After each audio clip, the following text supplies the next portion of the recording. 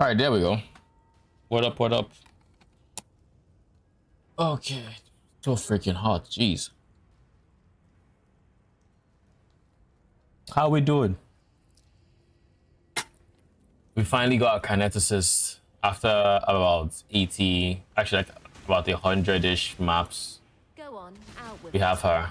Made a few changes because I wanted to give her a bit more regen. She's using these gloves. If Punish Strike is not needed, I just took them off my main mercenary, which I should be giving back to you.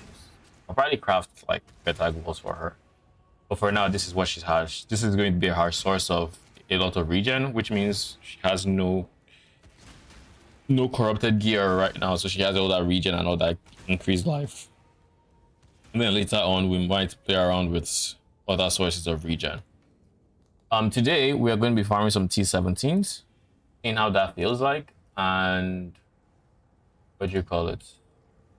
And eventually, if there's enough time today, we're also going to be POBing the high budget version. I do want to switch into it as soon as possible. So we will be seeing.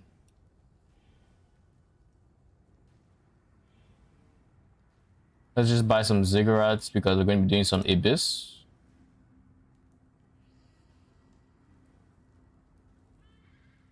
We can't do risks yet, I don't think. I think there's still some modifiers I don't want to see. So risk will be too spicy, if you will. A little bit too spicy.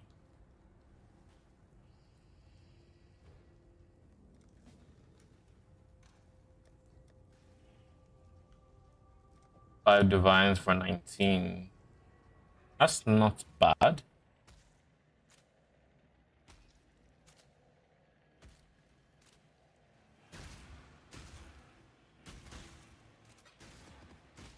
Make sure none of them are corrupted.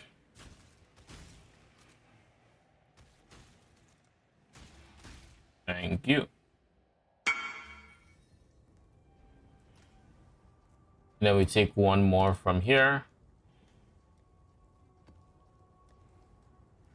All right. We're going to roll them for currency scarabs, the best of our abilities, making sure we do not take any modifiers that are less than ideal. This is a blue altar strat, so let's switch that real quick.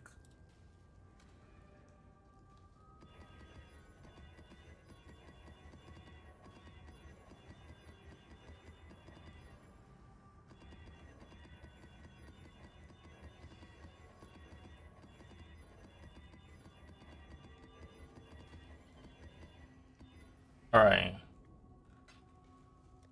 Now we have the reroll currency, chaos orbs, and we need to get our rechecks. Yowie.re, T17 chains of command. What am I blocking again? So far we're blocking minus max res, attack speed meteor, block, petrified statue, pen, volatile cores, and remove.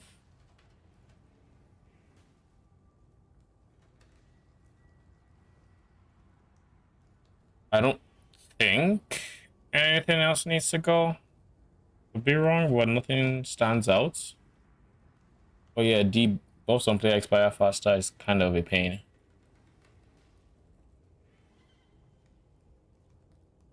It's not a brick or anything, but kind of a pain to deal with. Poison, I think my AG has decent chaos res, so I think that is fine. We can do reflect maps, we can do cannot regen maps.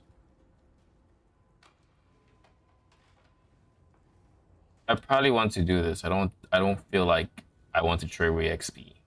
Let's just remove that real quick. Actually,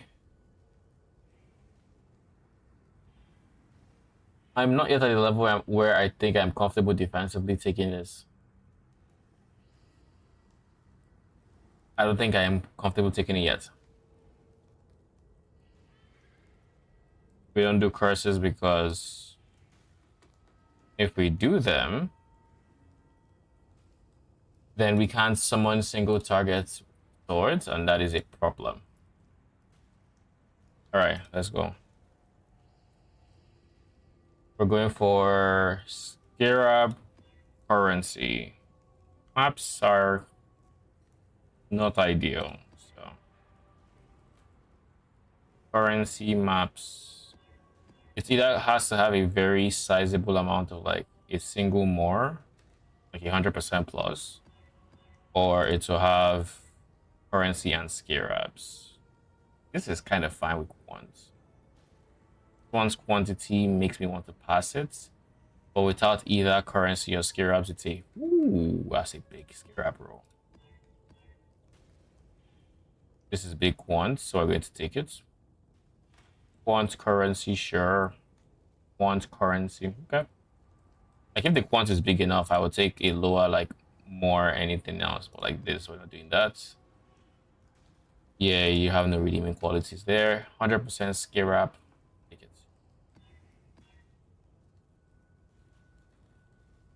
Quant is high enough that I'll ignore it. Oh, that quant is looking kind of but we'll see.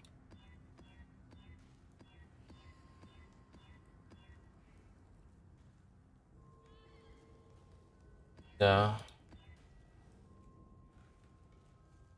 No. Scarab currency, we take it. That's a really good map there. Currency maps quants. Currency scarab quants. I mean, I'll take it. The quant is not crazy, but currency scarab is good enough by itself.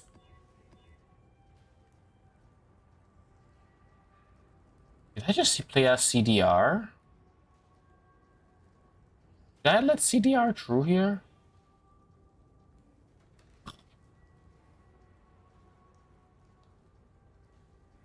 The only problem with CDR is offering. Offerings have 8 seconds CDR with the wand, so I give them like 70% extra CDR. We're not going to have the decent uptime with it. We'll see. We'll keep doing what we're doing. And if CDR becomes problematic, then do something about it. We'll see how it feels. Essentially, we'll test run a CDR map if we particularly notice. Oh, I didn't check that one. It was a currency pack size quant. Now we'll roll over that. We'll keep that. So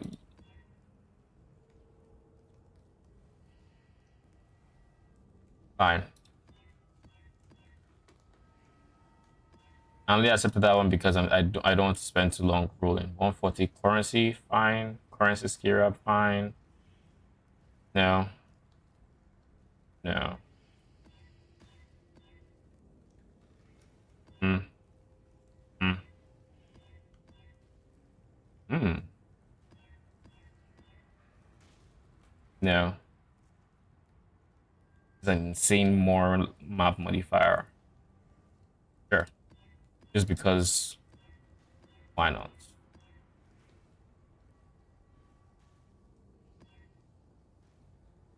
Currency, scarabs, maps, that's an insane. Oh, I can't run it. Forgot to check the rejects first.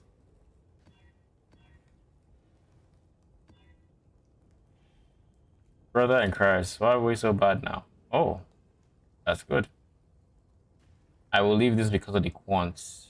Now there's a big more map multiplier that I'm thinking I just reroll because this isn't a map farming strat. So having this more maps, like it's a decent amount of maps. Take it actually. Strands are still good money. We have strands fully. Okay, cool.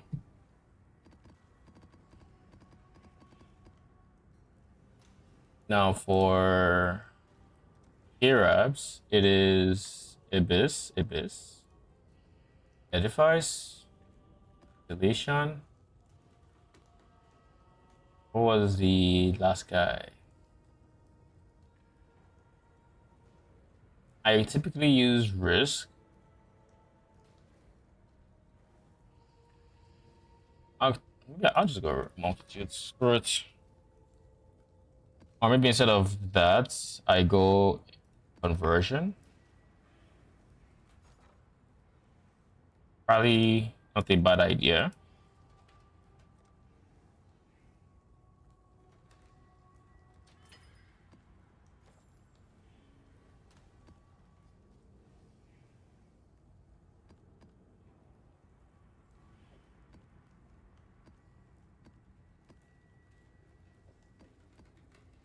All right. All qualityed up and ready to go. Go all the way down to Abyss. This is going to be the first time we try get this. Yeah, hotkey ready to go as well. Make sure we can actually open our chests. We have Caster Mastery. All right. Looks good. When I'm ready and not before. All right. We're ready. Struggle or strangle. How do you just spawn with... A veil of safety and security. Grasp your mortality tightly. Grip of the infinite. We'll go for bosses first, and then we'll come back for the abysses. Grasp your mortality tightly. Struggle or strangle. Well, Holy shit. That was a big explosion. I shouldn't have hovered around the same area like that when those guys were there at least. tight tethers.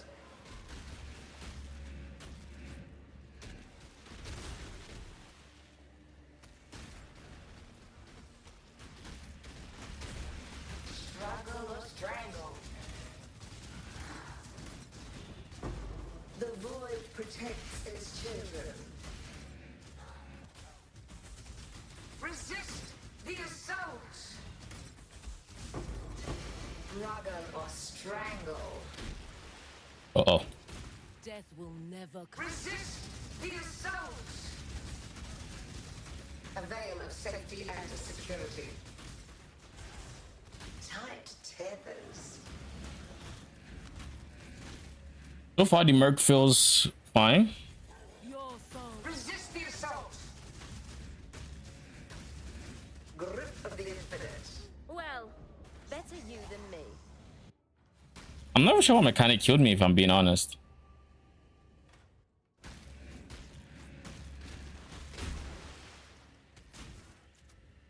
The stuns I'm getting. Grasp your mortality tightly. Holy. Struggle or strangle. Arise, my children. Grasp your mortality tightly. A veil of safety and security. Struggle or strangle.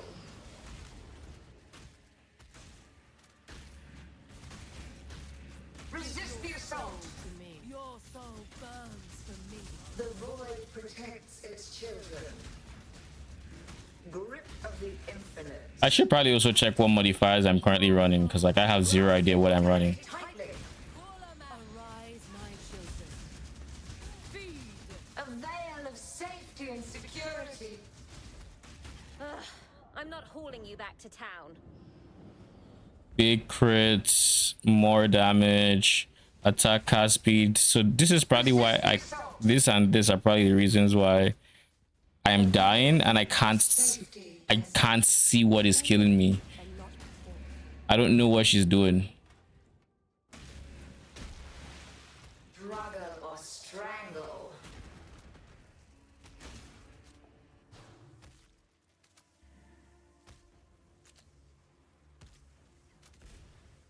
Give The void protects its You children. are nothing.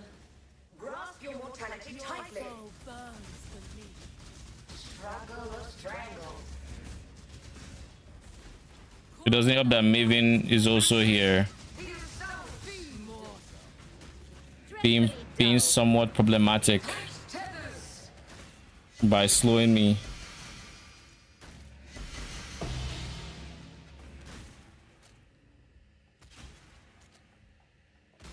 Grip of the infinite.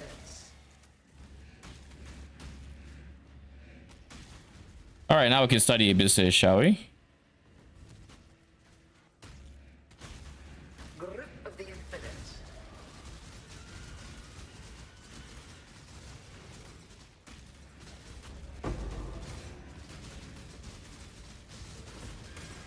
Grip of the infinite.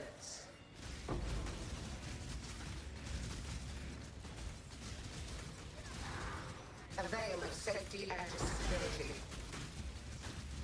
Struggle or strangle. Grasp your mortality tightly.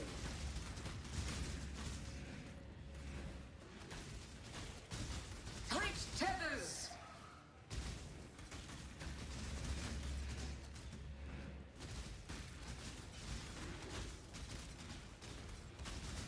The void protects its children. First Abyss was kind of underwhelming.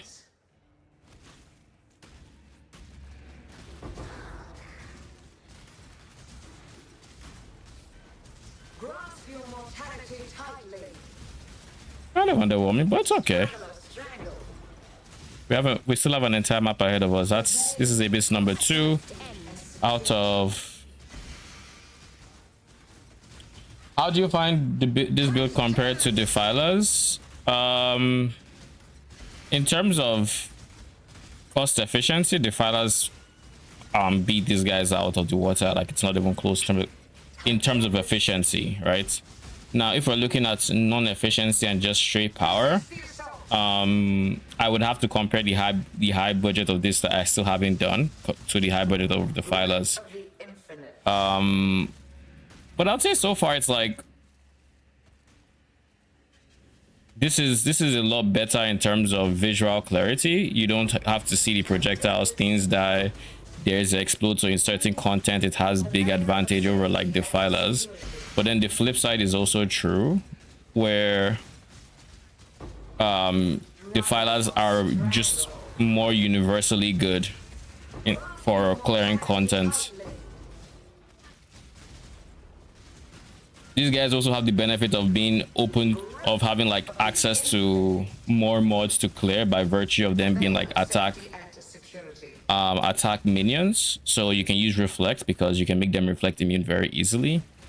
They have really high DPS scaling. I would say DPS wise they probably get higher than Defilers, but because of the way you kind of have to build them defensively, they also aren't going to compete to Defilers, where defensively Defilers will always outrank them. If not for anything, the fact that this takes your chest, like your chest piece slot, which is a very big defensive layer, is just straight up taken away by the build. Because without the chains of command unique, you have no build. Jesus Christ, that's damage. Grasp your mortality tightly. And then there are also some other like there are also some other things that you have to get used to when it comes to this one. For example, this is my first build in I don't know how long, where I actually cannot use convocation. I don't have convocation, just by virtue of having to build it with this helmet, and that helmet makes it so they ignore convocation. So yeah, there's no reason to run it except maybe you want regen or something. So all that to say, this is a more expensive build. To get to the same power level you would get on Defiler much cheaper, but this will probably have a higher DPS cap and potential like clear speed, like slightly but better clear speed, just by virtue of having explode. So in maps that have like more monster life, these guys will clear a lot faster than defilers, and they also have more mods. But defilers are cheaper, would and a lot more. It have a much higher defensive potential than these guys. Of the infinite.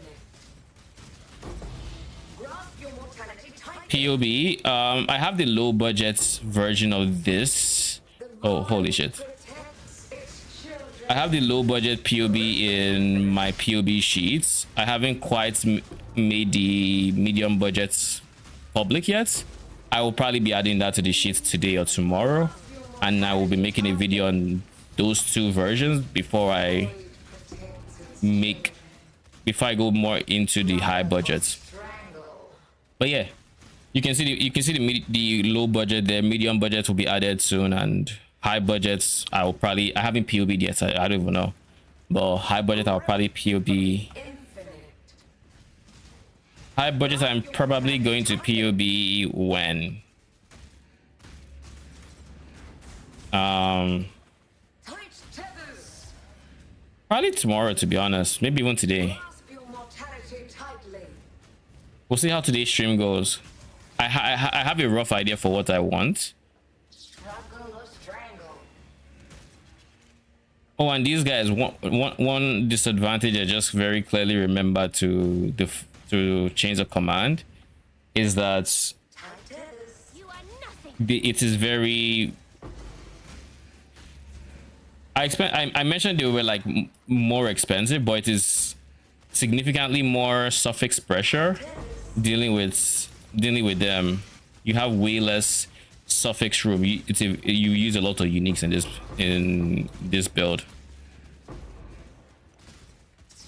So your rare items have to do some heavy lifting when it comes to resistances. We've done our best to cushion this by having like triple purities. We have purity of fire, we have purity of lightning, and we have purity of elements. So it shouldn't be as bad, but it is still there. It's still a thing. So just something to keep in mind. Feels more like an auto bomber compared to defilers. I mean, yeah, you don't have to do much. Like basically with them, the way they work is whenever your enemy guardian gets a kill, you summon swords, and it's important to note that you're the one summoning them, not your defilers, not your AG rather.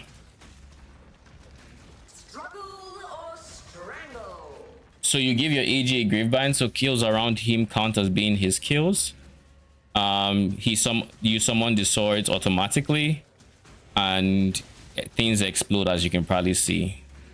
You need to kill one thing, and then he's wearing some explode things like explode chest, where enemies he kills have a chance to explode, dealing physical damage, which he converts to elemental. So that's how like you can see all the line of enemies just dying, and this of course includes enemies that your kinetic blasts mercenary kill, which he tends to actually kill quite a bit.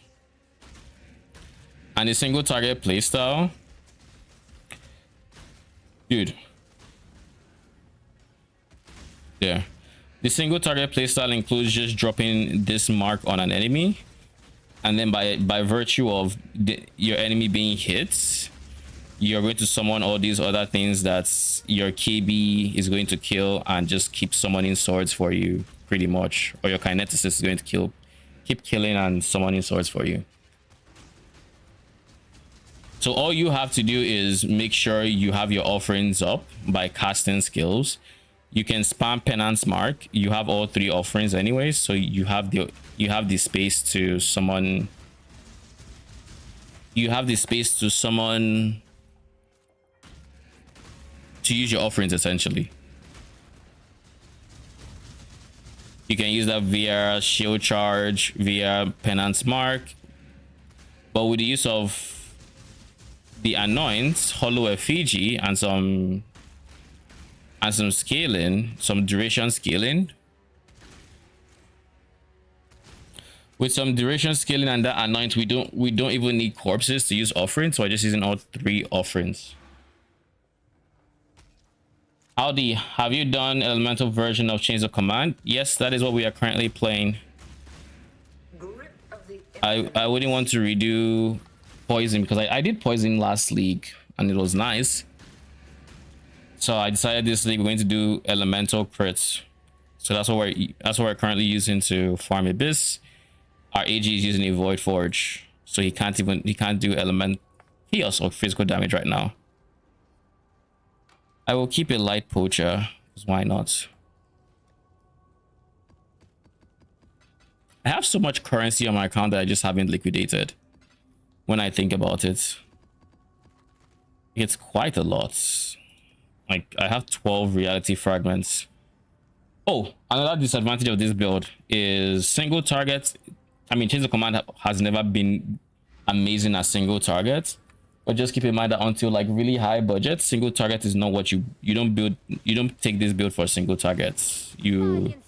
It's very comfortable map clear. That's the entire purpose of it. It's one of the most smooth map clearers you can have. So, but we have done a lot to cushion the way single target feels. This is not a challenge, but I welcome it nonetheless. I'm playing in SSF and don't have Void Forge or Rakiatas. What of these 3 versions would be the best to use as AG weapon? When I'm ready, and not before.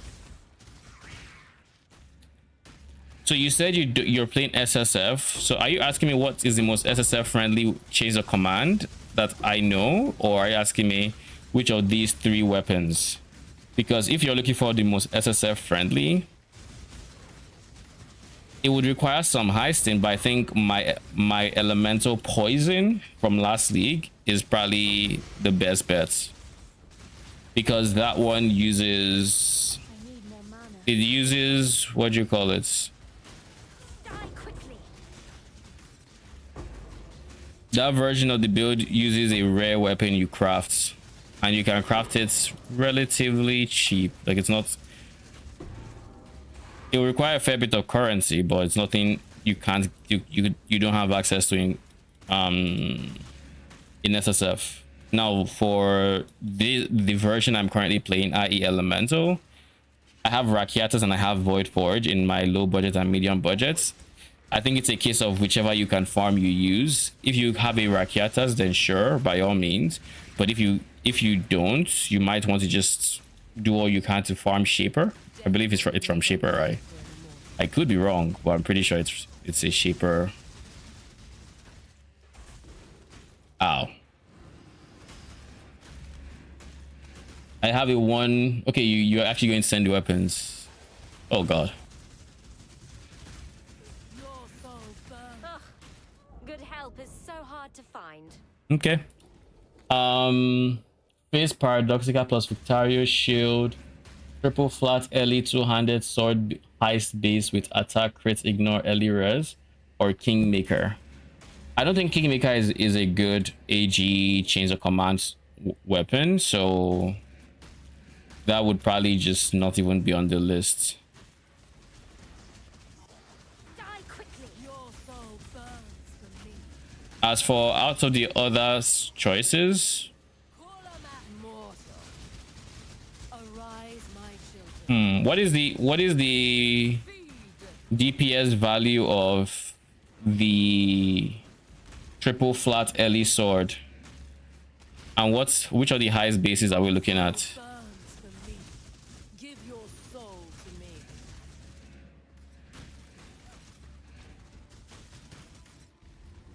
Your soul burns for me. Call them at arise, my children. Feed mortal.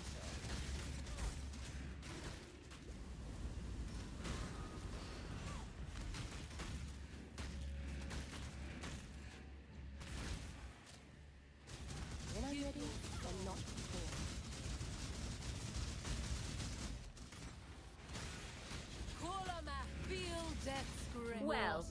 I was reading chat. Triple flat sword is 700 DPS. Kingmaker is 800. And it's base elemental. My children. You said, right? Feed.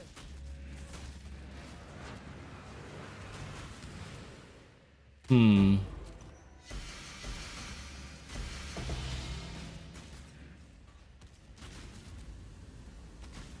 If I'm being very honest with you, your best bet, best bang for your buck right now is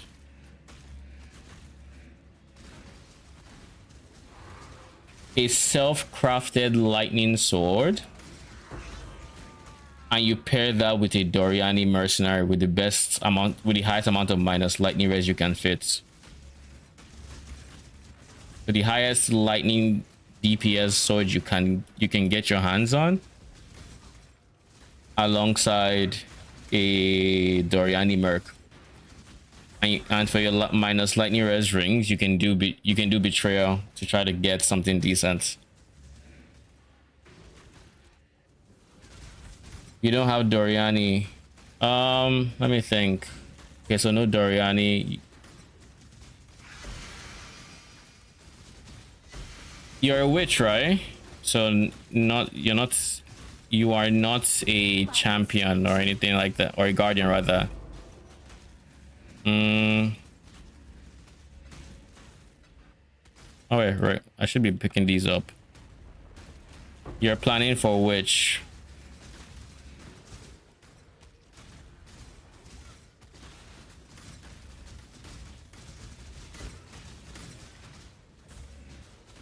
What is the lowest elemental damage type or elemental base damage from that sword?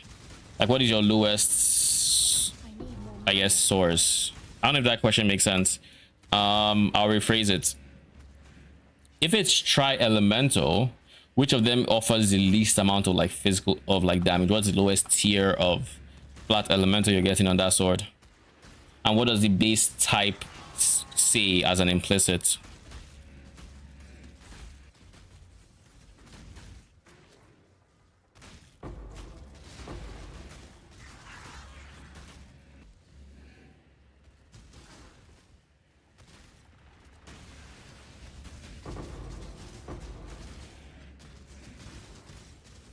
All right. Oh, catalyzing finally. First tank in a bit, or in the 2 maps we run.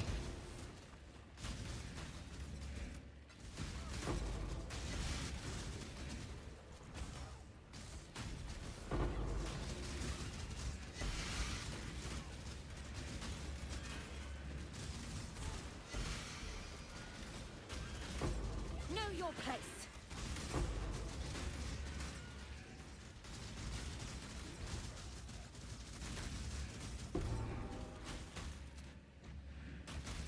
Did I skip any abysses on the way to the final bosses? I don't remember if I did or did not.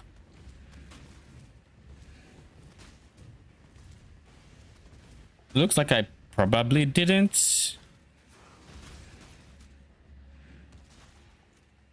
Yeah, it looks like I probably didn't.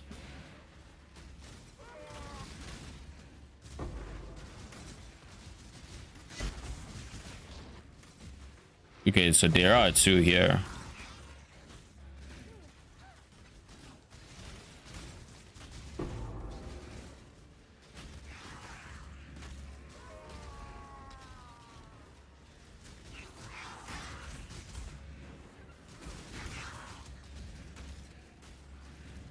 And oh, there's one here.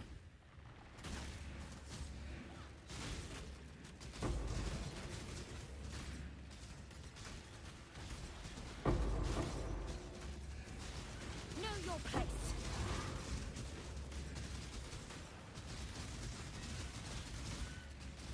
I think I'm going to switch out the conversion scarab for. Why am I dropping so many necrotic armor bases in this one map?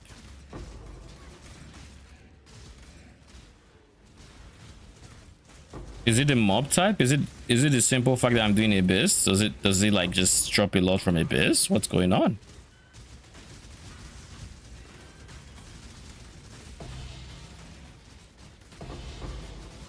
Ooh.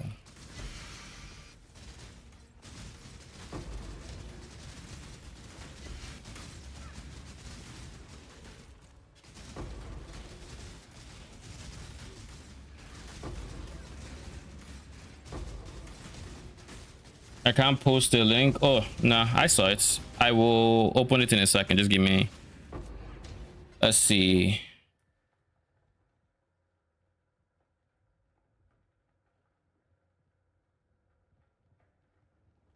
Attack crits ignore monster early res, so you'd have to go high crits for this to work, but it has decent base crits. It's a two-handed sword and it has 86 181. It has really good lightning. Its fire is kind of okay and its code is the least.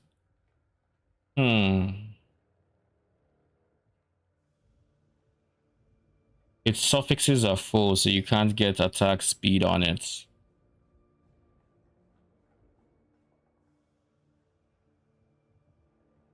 Do you have a screenshot of what do you call it? Do you have a screenshot of the Paradoxica?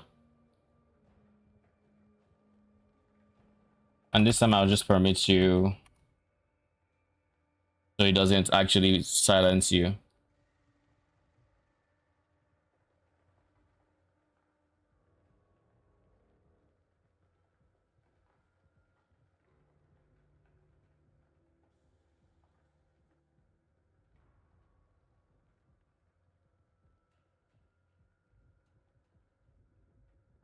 While you're getting that, I will be getting the drink. Give me a second.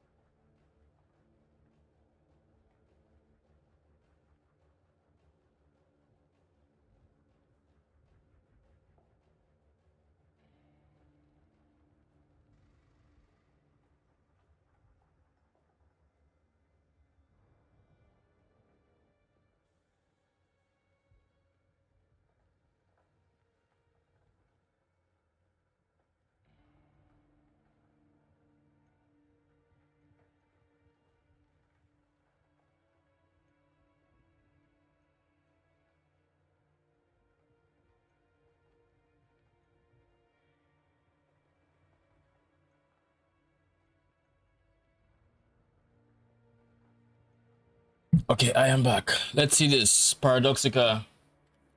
Trigger is not going to work, so that's a dead mod. But we do have some pretty decent physical damage.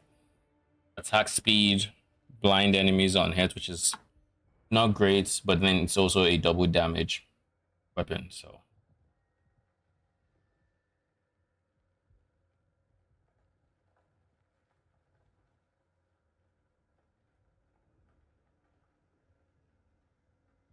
I think your Paradox is your best weapon for them.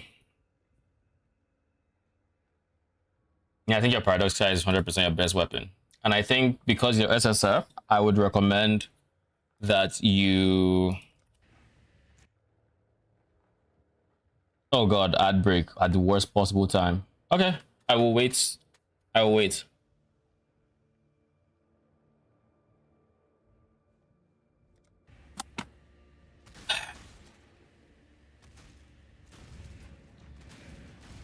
When I'm ready, and not before. Let's go finish the last two abysses.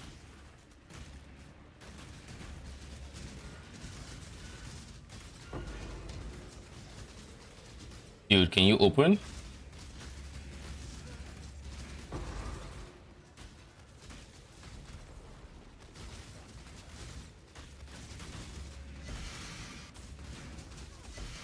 As an important part of my high budgets, I think I need to get, not even I think, I know I need to get, I need to go from max. Well, a better you than me. I really hate saw blades.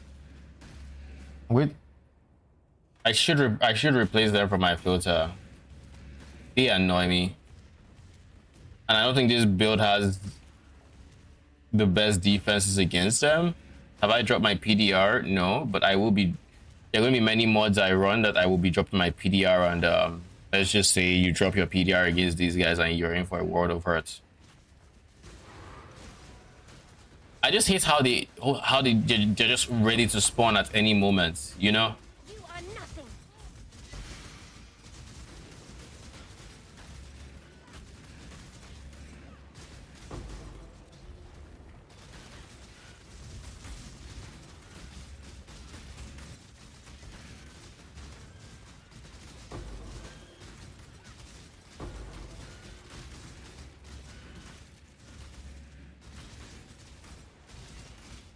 And the fact that they now leave a phase dot on the ground after the fact.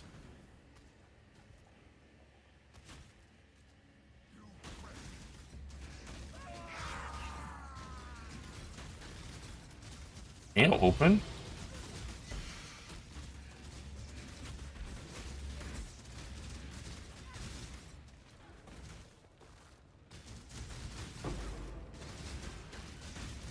All right, 30 seconds until Twitch ad break is done, and then I can continue what I was saying. Oh, lordy, lordy, lord.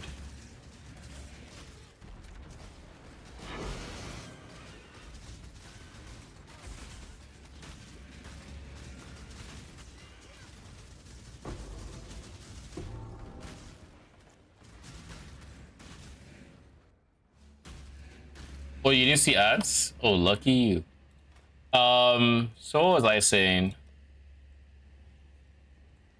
I'll put these bases here. Let's start with that. So Paradoxia, I think, is your best Hello there. bet. Seriously, what up? How you doing? Welcome, welcome. I think Paradoxia is your best bet. It has double damage, and just because you're SSF, you kind of want to get as much power as you possibly can from, you know, free sources, Ascendancy being one of these. So I think being able to use Unholy Might, or it's called Unnatural Strength. So being able to use Unnatural Strength is going to be big for you. So you go Paradoxia, you go this to make all your phase damage chaos. Now you can either go flat phase on your Ghastly Eye Joes, or, you know, or non-phase. If you would like to, you can get percent chance to poison as a free bonus, but it's not by any means mandatory. But yeah, you go on natural strength and you just scale chaos. Even you can still scale crits all the same. You can still do, you know, other things, but this would easily get you through the T16s, into T16s, depending on how you spec it, maybe T17s. I don't know how good the Paradoxia is on an offensive front, but the chance to deal double damage is a very strong modifier. The guaranteed double damage, not even chance to deal. So because of the fact that it's double damage, I take that back. You probably don't want chance to poison, because the poison doesn't benefit from double damage. So you're going to be scaling the hits and trying to scale the fuck out of the hits. But you should be able to get some decent performance out of it. You're going to want to... Leash of Oblation is fine, but so is... what's the other belt? Darkness and Throne. You can use either or.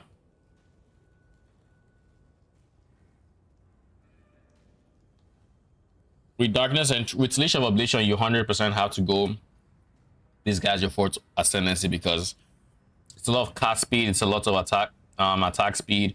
Cast speed is helping you cast spells faster or something. Attack speed is helping you shield charge faster. Block chance, The crit you don't really care about, but and then with Darkness Enthroned, you're trying to give them as much flat phase or chaos as possible to scale that damage even further. So the double damage goes a longer way.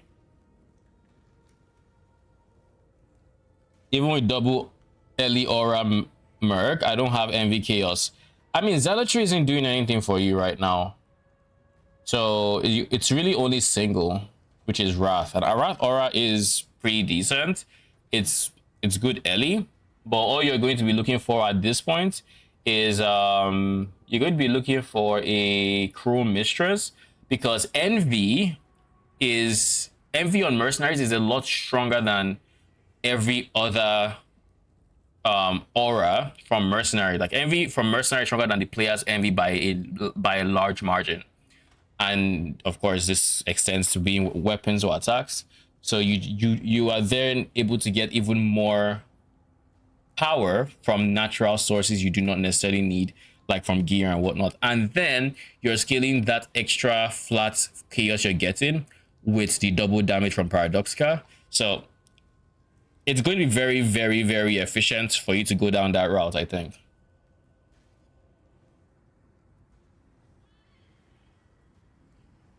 When you corrupt a Comb's heart and see a socket. Is that really an outcome?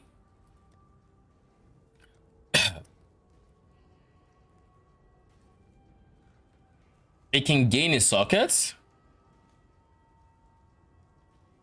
Like, is that really possible? Yeah, I think I'm going to remove this conversion.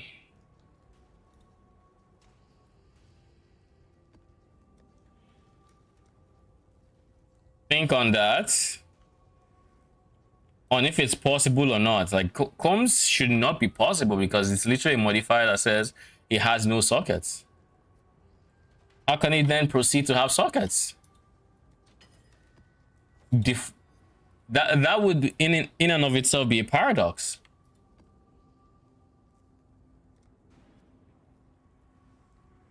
Oh shit, there is hope with the T1 sub. Thank you.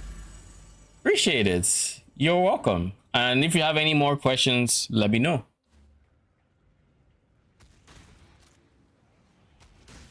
Oh yes, and for mercenaries, seeing as you're going for, I guess you over time you're just going to be able to get mercenary gear, but there's some very interesting ones you can get, because I think Cruel Mistress has Despair by default, and eventually you're going to get like Asenath, and it's not bad to use both of them. It's just if you need two sources of plus curse, so Windscream and a Dodri's Damning would be good to get those two curses. But like, you'd use an Asenath mostly for the explode, because at the end of the day, in my experience, Chains of Command really doesn't feel as smooth without explode, and you're really begging for a chance for like an explode source early on. So using an Asenath is big, alongside 2+ curses, so so that you can still use a curse yourself. Now, if it's between your Despair and hers, I would say still give her the plus curse and then go punishment or something. Because overall that'll be more DPS. Good help is so hard to find. Okay. What have I put on this map? They have decent early res. This is what killed me. The Fizzes extra. I also deal no damage, so when this is up, it means I'm not leeching, and that will kill me. That will 100% kill me.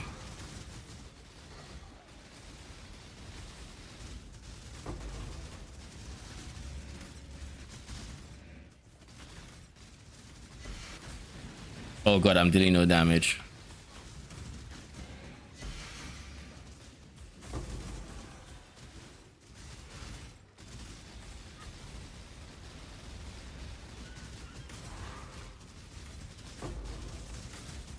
There's honestly a universe. I see a universe where I drop Aegis Aurora for the high budget version of my build, instead opting for a fossilized shield with recover life on block as opposed to ES, and then I just drop mind over matter. That would probably be the most comfortable version of the high budget I can think of. But we'll see. Ultimately, we will see. Being able to take some damage on ES just nicely increases our overall hit pool in a way I am hesitant to remove. I mean, it's the reason we're able to do this T17 on a medium budget, fully scaling effect, ignoring the fact that this medium budget is rather pricey for a if compared to like a non-change of command build.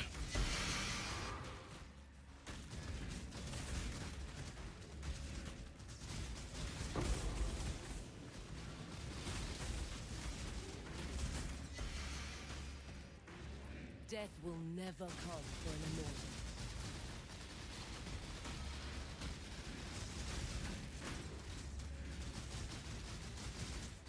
Oh no, we have buffs expire faster.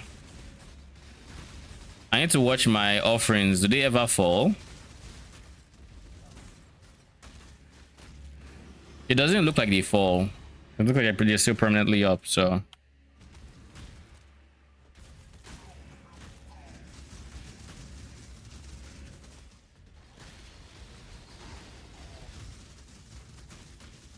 Your soul burns for me.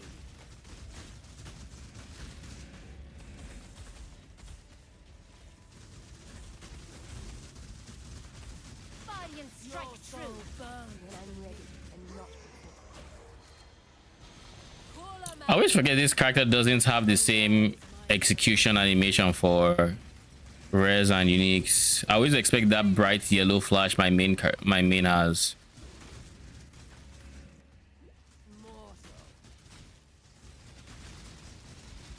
I need more mana.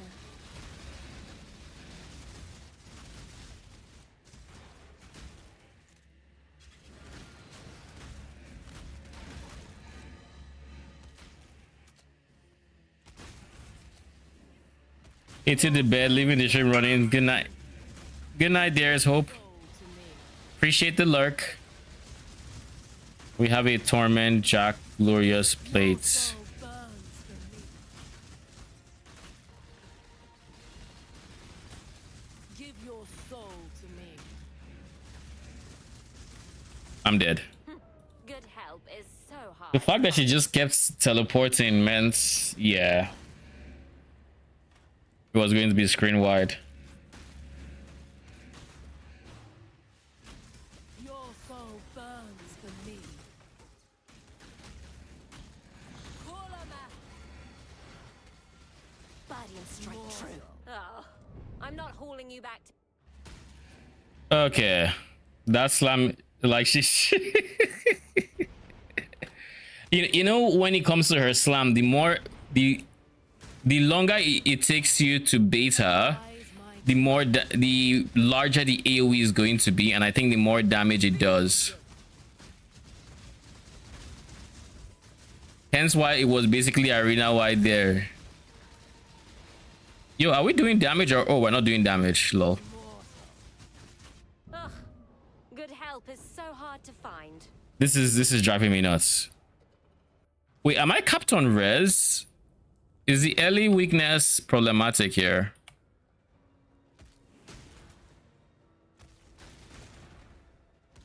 I am capped on res.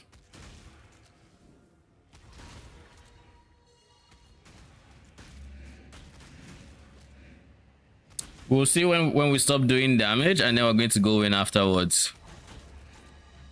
One. All right, let's go. Feel death's breath. Arise, my children. What is the consistent damage I'm taking? What? Why? Feed. Like, how do I try to curse you and all of a sudden I see I don't have no ES? Where am I taking damage from? Give your soul to me. Oh great, she has Skelly's. Soul burn. Guardian strike true. Give your soul to me. When I'm ready, and not before.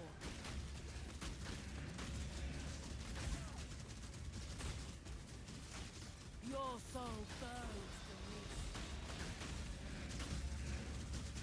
Give your soul to me.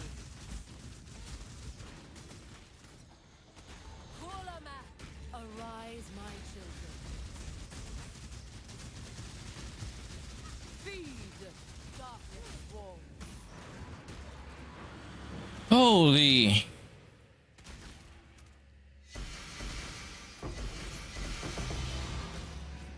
It is anything but comfortable on these medium budgets.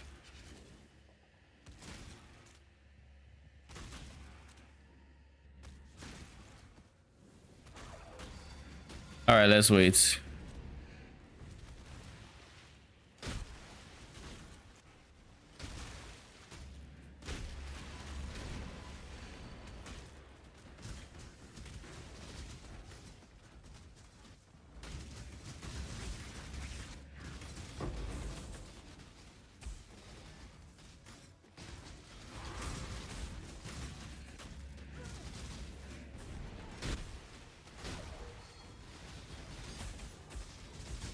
Oh God. There's so much happening in this map to prevent you from standing still. It's ridiculous.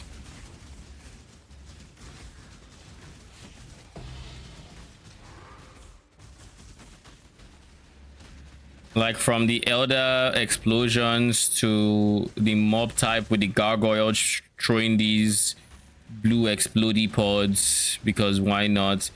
Like, these guys were annoying enough in Yugo fight. I don't know why they had to give them the cold pulse. Like, whose motivation was that and why? All right, let's go.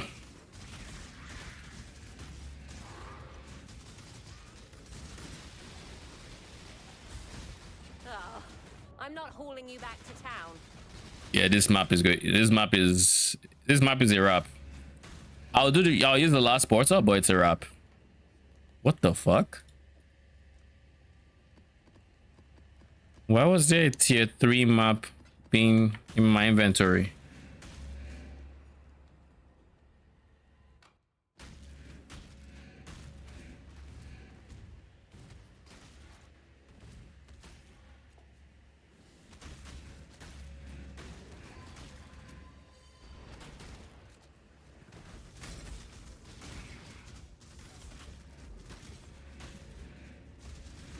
Die quickly.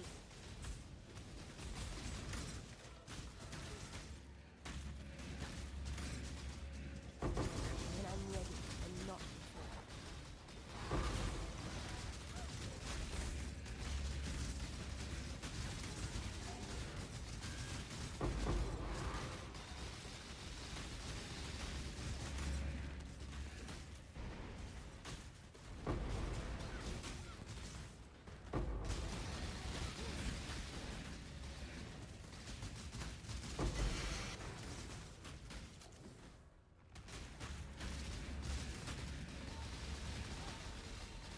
I will not touch that if I want. Remove random charge on hits. How do I feel about that?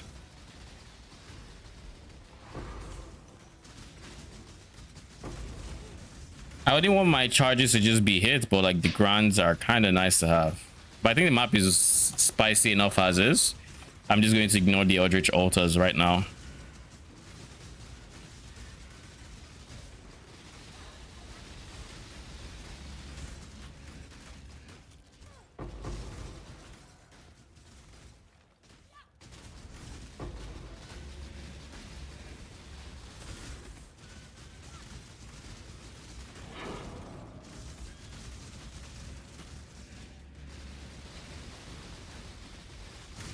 You are nothing. All right, one horde done.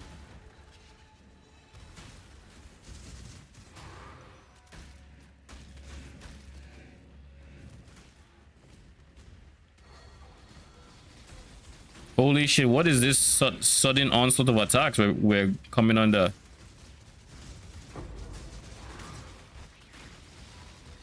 Oh god. My FPS is in the gutter. Why? What is happening?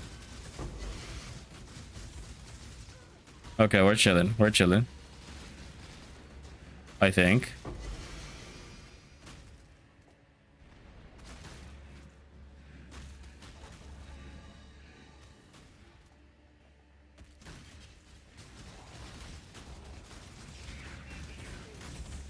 How to make sure everybody, the native mobs in the map are dead, so I don't have to worry about them. And it seems like they are mostly dead,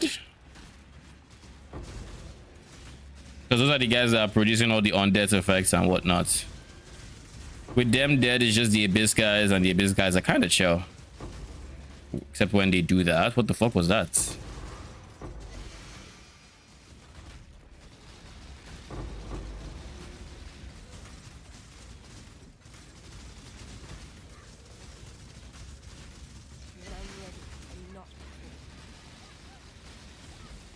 Guardian strike true.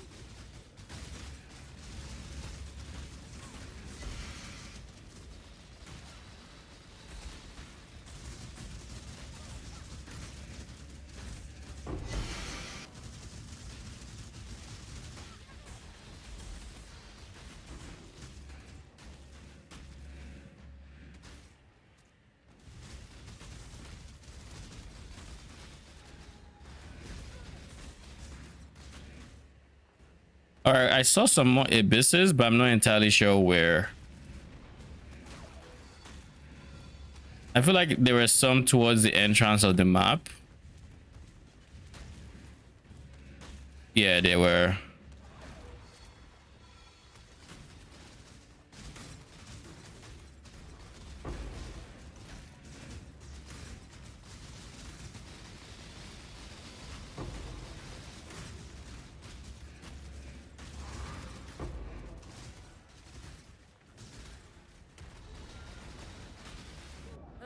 I'm not What the hauling you f- back to town.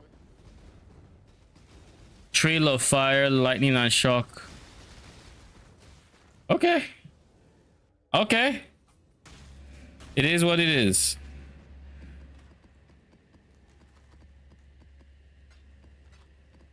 Those guys hurts. Jesus. All right, let me just make sure they're... I mean... Buffs expiring faster is one of those ones where I think it's going to kill me. It's going to kill me in ways that I... It's going to kill me in ways that I might not see coming, in the form of like, oh, I'm just taking more damage because my block chance fell off. My shields, my defensive ability is up way shorter, and for a duration stacker like me, it's going to feel very different because I typically have my molten shell up a lot more than this. Like, it's essentially lasting a third of the time.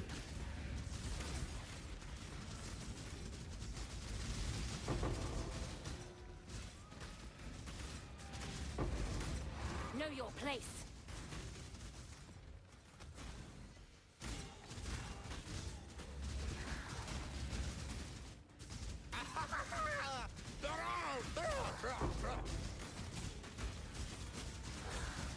We have to skip all the... I've been dropping so many necrotic bases. I don't fully get it. Oh yeah, Arcane sent me, he linked me something I didn't end up looking at. I don't know if it's...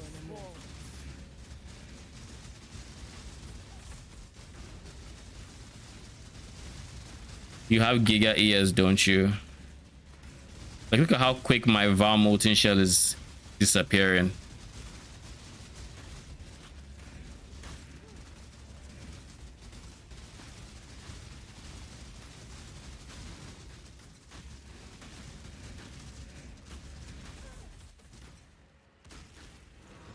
But like this map isn't as problematic because it's crits, and with Garb of the Ephemeral, they aren't critting.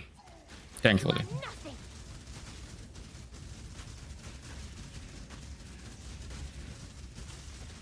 Nothing. It's not going to be as reliable while mapping, but for bossing it's very reliable.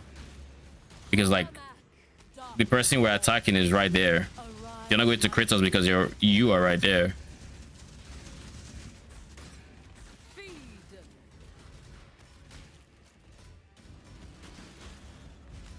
One thing I look forward to getting on the high budgets is a bit more life regen. Give your soul to me. Your soul burns for me.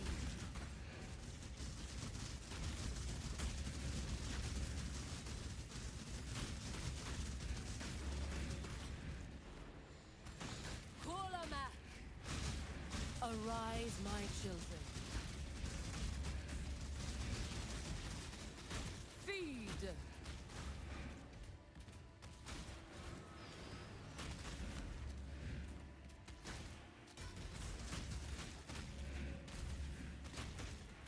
Give your soul to me. Your soul burns for me.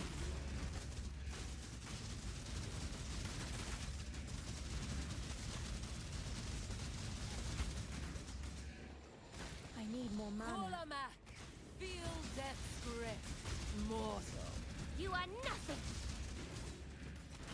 Is there anything I can do about the awkward moments when my ES is being emptied by mind over matter? Like when you're pushing content, you don't necessarily want to rely on your block because many of the hits would then become too problematic for you, so you don't want to test your block. So for those moments, what exactly what would the play be? Having passive ES regen would probably be ideal, just always regenerating. That way the moment you stop taking damage, it just goes up. When I'm ready, I'm not before. I have Divine Shield, do I not? I do have Divine Shield.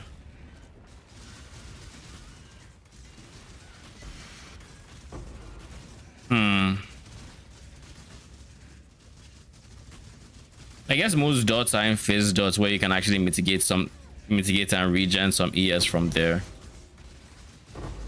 I'll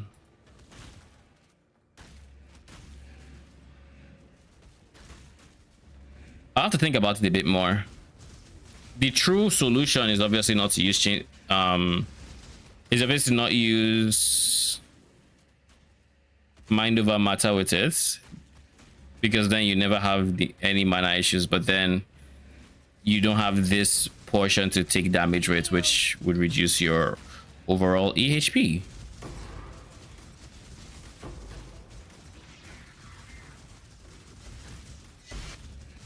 Opting for some regen ES ghastly IGOs could help. It could help if you have a constant like 20 ES regen a second. Could help. Probably nothing crazy though. Like I only hold my breath for it.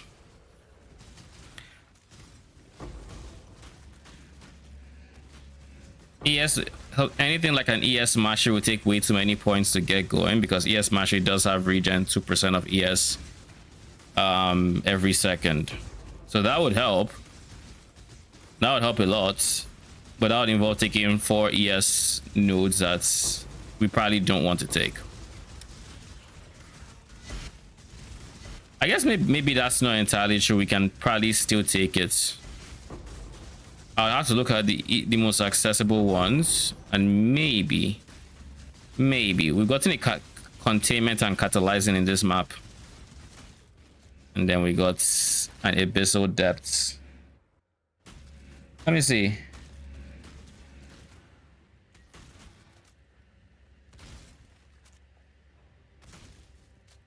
Closest ES wheel.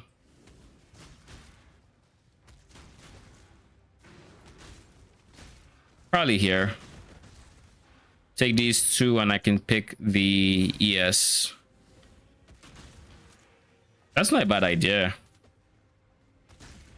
Just take them. There's some recharge rates in there to the increased amount of ES I have, and then that regen should always be on to help with those moments I'm talking about.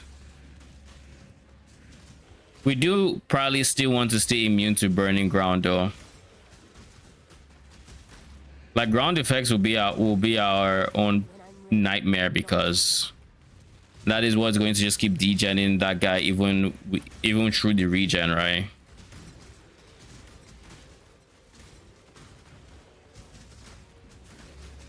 So instead of taking 4 points, that one side is going to take 3, which is going to be very, very, very helpful.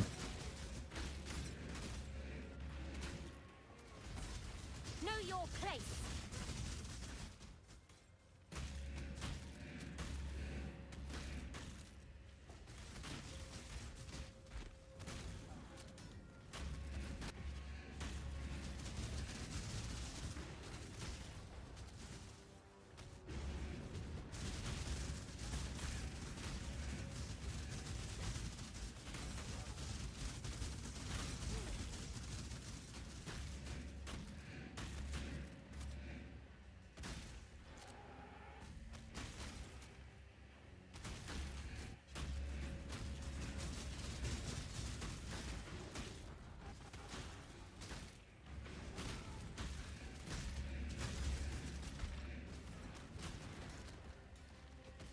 Where is Ulaman? Oh, there he is.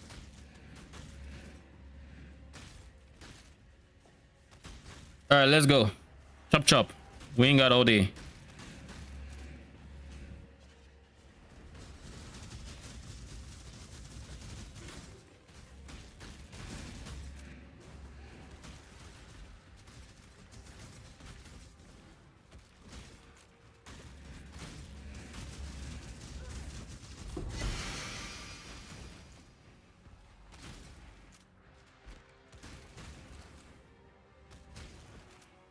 $89.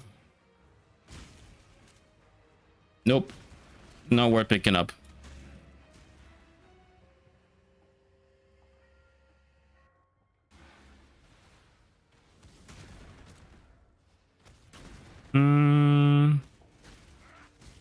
I have lost my orientation. I have zero idea where I am now. Where's Katarina? Where the fuck is Katarina? Oh, there she is. Okay, so we then finished and came this way. Okay. Okay, I get it. I know where I am now. I clear the map in a certain way so I don't miss out. I don't miss any abysses and whatnot. I know exactly where I know there's some on the like coming in. I see one here. Might as well just do it.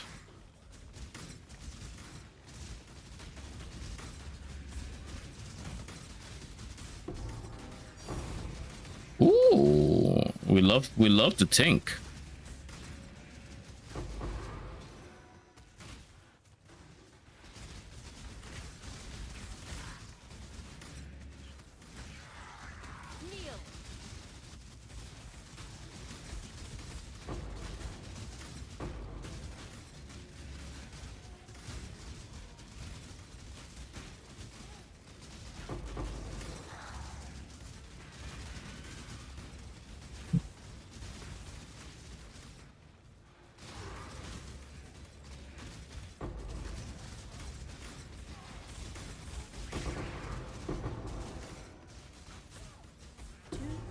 Dude, this necrotic armor that I'm picking up, it better be worth it. Taking up so much space. How much are they worth? Let me know if I'm actually going to keep picking them up or not.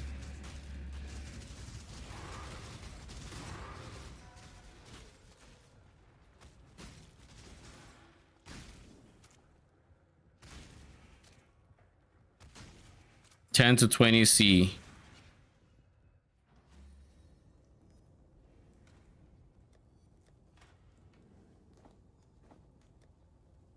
Probably soon start ignoring them.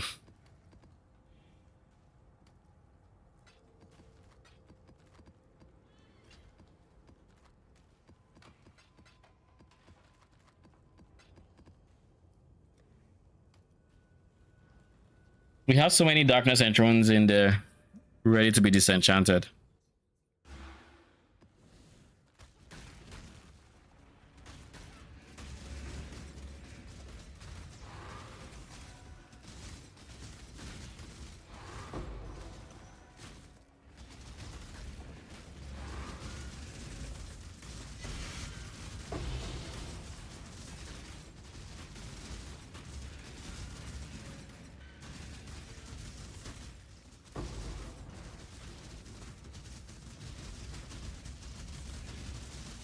I think one advantage of having a kineticist that I glossed over without realizing is having a ranged mercenary that can actually effectively kill the summons from Penance Mark at all times. I think that alone increases my single target DPS by just making sure fresh meat stays up.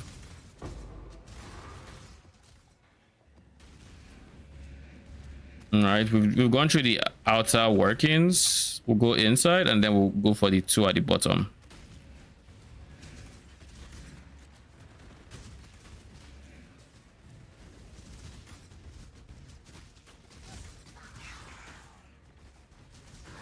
You are nothing.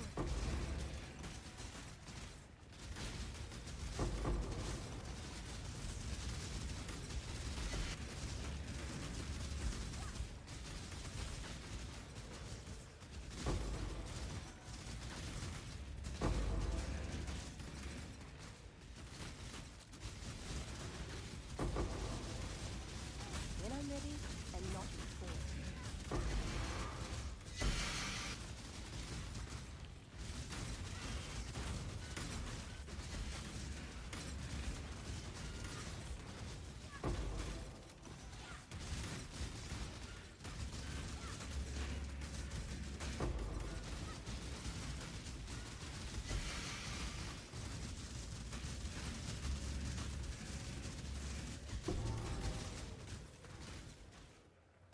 And then we have number 2.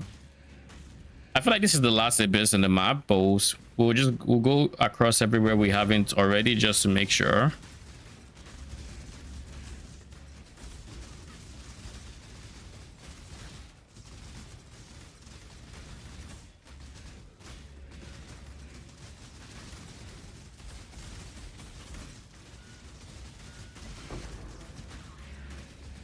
I need more mana. Of course you do.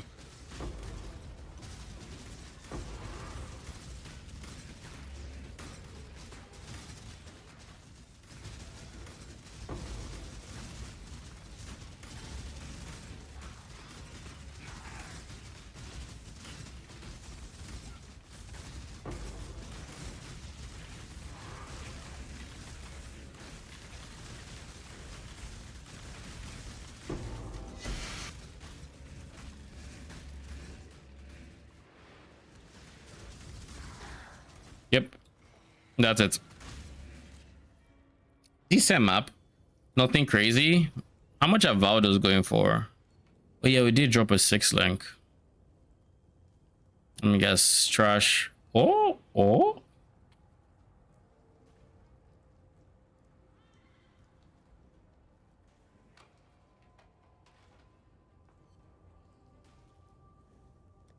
Probably 100 C. If someone comes to buy for 100, I will sell it.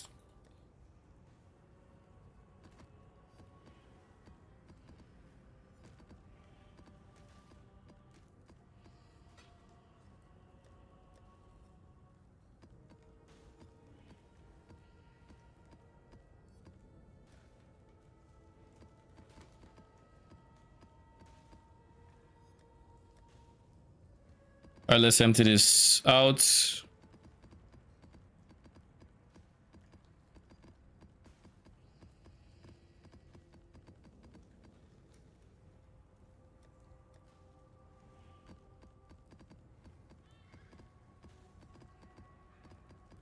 I have no idea if these on-ID strands still go for 45 for a divine, but that's what I was selling them at before.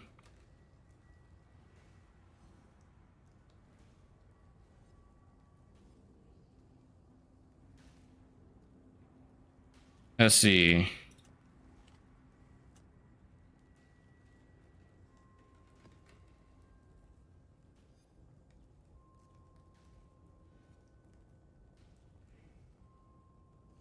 This would be something that's easy to check.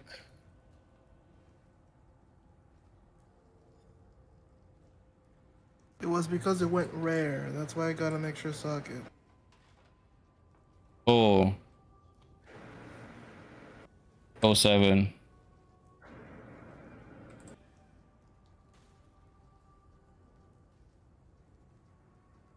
Oh 07.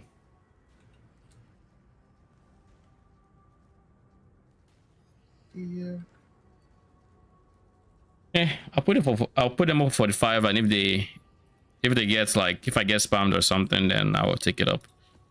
I doubt I'll get spammed though. All right, one more T17, and then we can probably start POB in the high budget, figure out what it is I would like out of it. Tight tethers.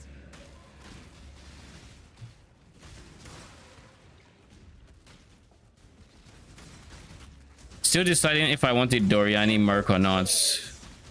Doriani Merc has its big advantage of whenever you roll lightning on the sword, it's going to be big DPS. And while I said yesterday that I wasn't a big fan of the variability, and that is still the case, I also realized something. I tested out what my Doriani Merc felt like with this character, and when you have this many swords constantly hitting, some of them are always like, basically you always have a sword picking lightning at any one time, so you actually have you still have a very evenly feeling damage split, just because of how many things are constantly hitting. And it also eliminates the need to care about resistances on like a map modifier. The flip side of this is, if we go Doriani Merc, then it's going to be a lot less comfortable doing any risk setups, because we are now more prone to being petrified and whatnot. Time bends to my will. Take this vitality boon. Grip of the infinite. Take this vitality boon. The anoint I gave my mercenary is just chef's kiss. That's all I can say. Chef's kiss.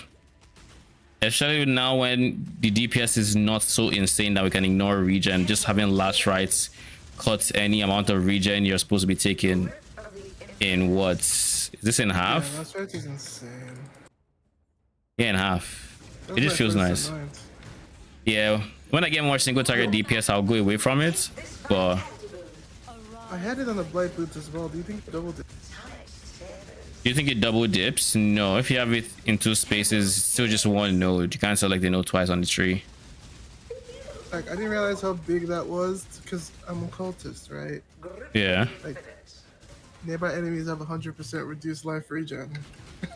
That makes some mods that you would use on other builds, like, you know, like CoC round and stuff, like some other defense mods. Yeah. Like, you really can't tell. Here's the funny thing. With Defilers, with Doriani, it's like they had so much damage that I never once thought about Con ground. Like going red altars and having your Minotaurs poop out, you know, Con ground, never fazed me. But like So, when, like, yeah. go on. So like going into something like this where I'm going from the low budget again into it, there are moments, especially when I was doing Delirium, where I could very quickly feel, oh, this regen is being problematic. Oh, I'm not doing that because of regen and all that. What are you gonna say? Oh, I was gonna say that. Was that the most damage you've ever had on minions? Not ever, but it's definitely really high up there. Single target, not really, because they have really good damage single target as well, but not as much as like some of the other setups I've had. What's the highest so far? What's the highest so far? Absolution was really high up there, but that also wasn't the highest. What's the highest? Let me actually think about this. Oh, about Absolution. Yeah, Absolution was really good for free share. Bends to my will. Take this vitality boon. If we're talking, it will likely be Doriani's setup or the other. Most likely, because that's like one of the biggest multipliers you can give minions. Of the infinite. Yeah, the Bell Absolution damage is insane. I remember that one. Yeah, like Innocence. Oh, Innocence would just go insane. Like it even matter. You just Innocence is just like, yeah. What'd you say? That's just what you thought the damage was. That's when what? What did you think the damage was? For You couldn't really tell. for Absolution. Yeah. Thing is, I don't have like a benchmark of like something that I know was perfectly POB'd and how much damage it did to then, because minions are so finicky that it's like most of the time, you know, the DPS you're seeing is actually not what you're going to be getting. Struggle or strangle. Yeah. But like I will say, I don't think I was at 100 mil. I don't think I was there. I think I was likely around the 60-ish maybe. Take this vitality boon. If like I think I would say I was probably around the 60-ish mil mark.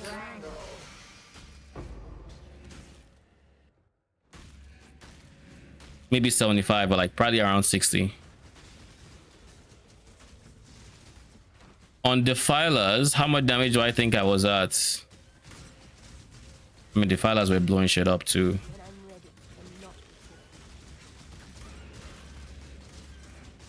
I would say if I really wanted to push it, this change of command would end up being the highest DPS I would have had on the minion build so far. If I really want to push the DPS. But realistically, whatever the boss I am going to make after this is, that guy will probably have the highest. That's the anime Guardian of Smiting that I plan on making later on if I actually get around to doing it. Know your place. Because I think he can easily hit over 200 mil single target DPS. Easy. Like without breaking his sweat. But he's clear. We don't talk about his clear.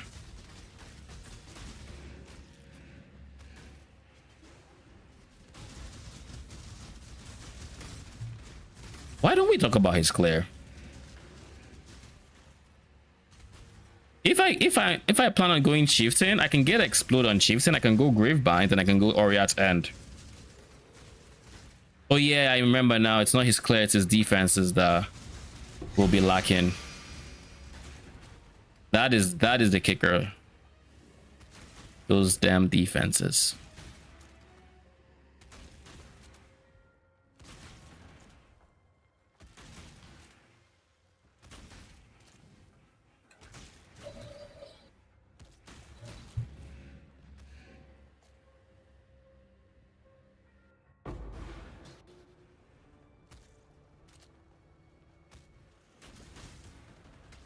I am so freaking hot, it's not even funny. Take this vitality boon. Struggle or strangle. To my will. Titus. Don't you just love Maven? Be healed and fight on. Who needs enemies when you have friends like Maven?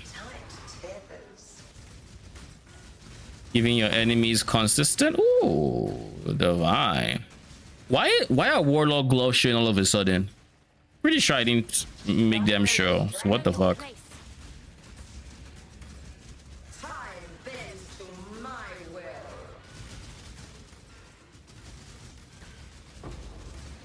Struggle or strangle. Be healed and fight on. Be healed and fight on. Tight tethers. Time bends to my will. That is a lot of hordes. Please don't kill me. Struggle or strangle. Take this vitality boon. Time bends to my I'm going to check. Why the fuck are Warlock gloves showing?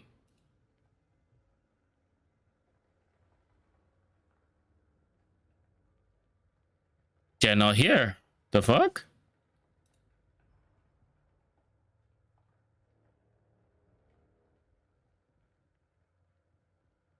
Nothing here is enabled.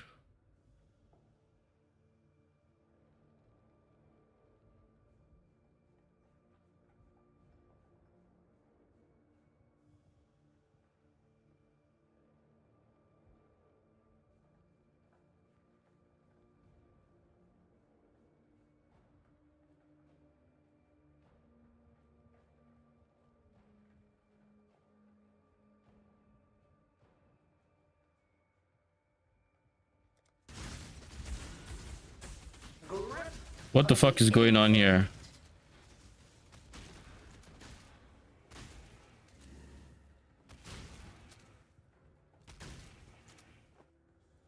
grip of the infinite.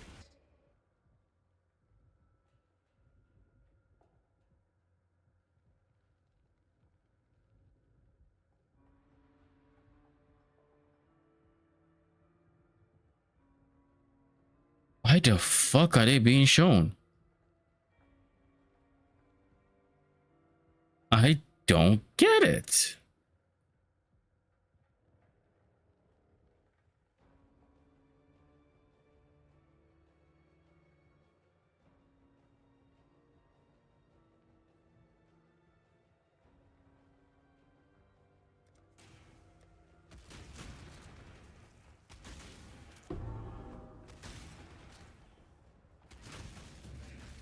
Was that a bug? Because now it's hidden.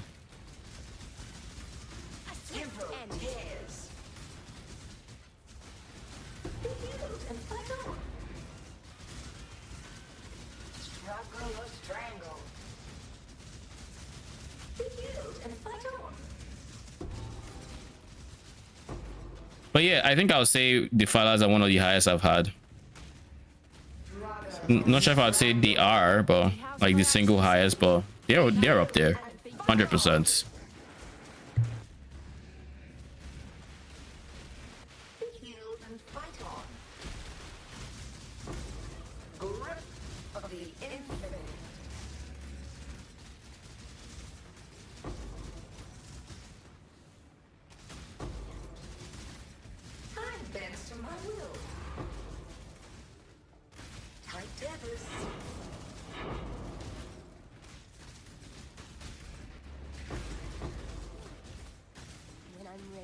Be healed and fight on!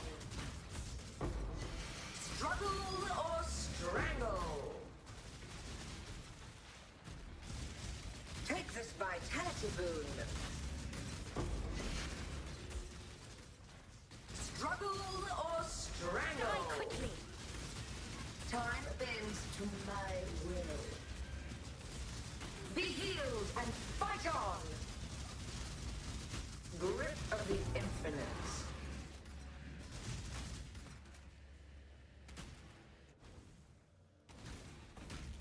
Before I forget this abyss, because I actually didn't remember this abyss was here. Tight tethers!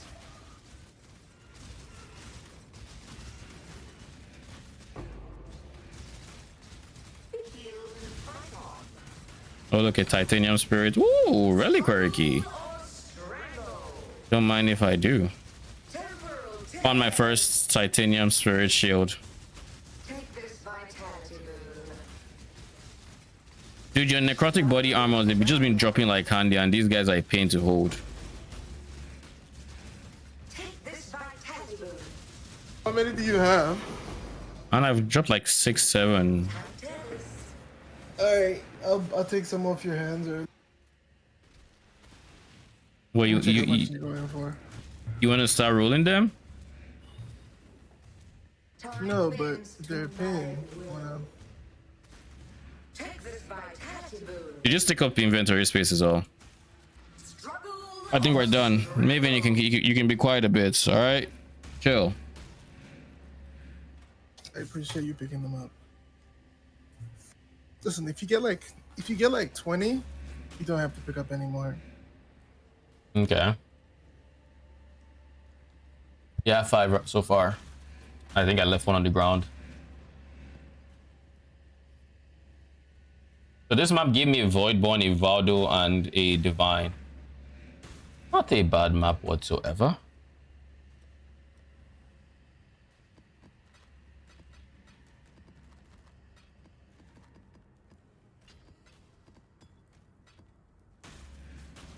Oh, okay. How much are Voidborns going for? Dave would be able to tell me real quick. About 3D each. That's expensive. All right, I think it's time we start doing some light POBing. Let's do some change. Let's make some changes to this one first and foremost. DPS wise for the medium budget is kind of also rename.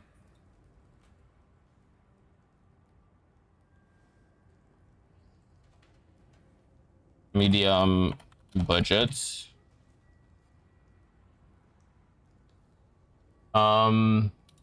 First things first, let's also adjust this mercenary because I did make some changes. We'll leave the weapon alone. Sarah's Charity I think is still fine here.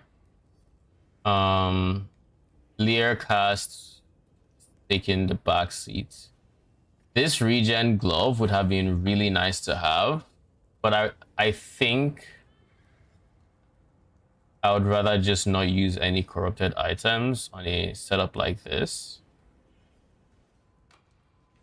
Remove all the corruptions. And then just give him a shit ton of regen from the helmets.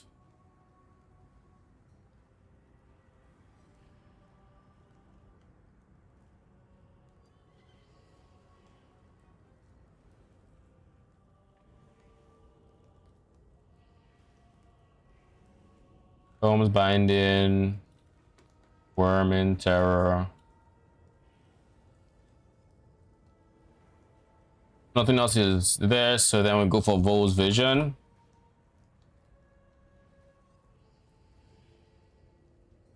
Ideally with max roll life, even though I didn't get that. Probably should have. I didn't realize it was a roll range. There we go, 12%.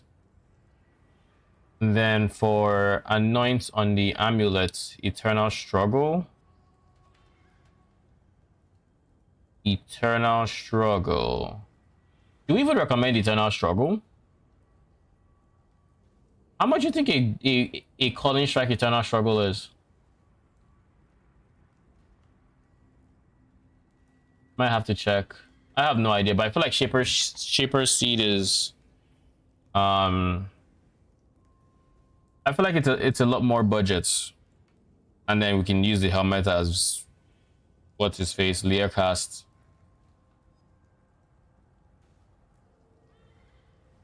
Either or works, doesn't really matter. If you can get the Eternal Struggle, then it should be more DPS than a Lear cast. Alright, helmet, or Eternal Struggle, either or. I'm this close to just removing all unused because at this point it's that there are too many things here. There's no reason why it should take me this long to find it. Last right for now.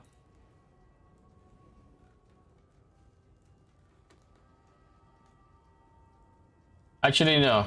I think I still recommend Influence. I'll just have to leave a note. No.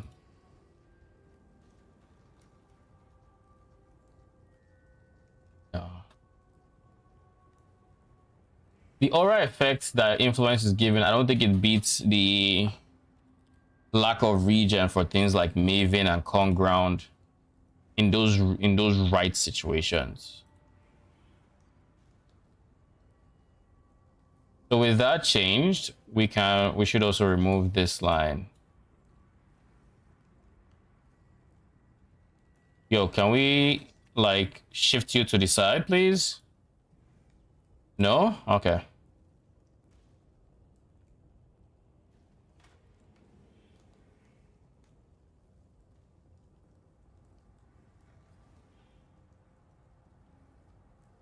Thank you. Okay.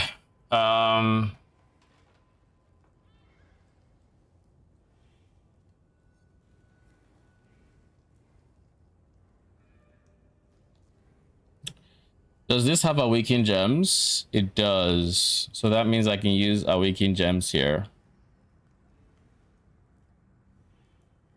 Awakened elemental damage and attacks.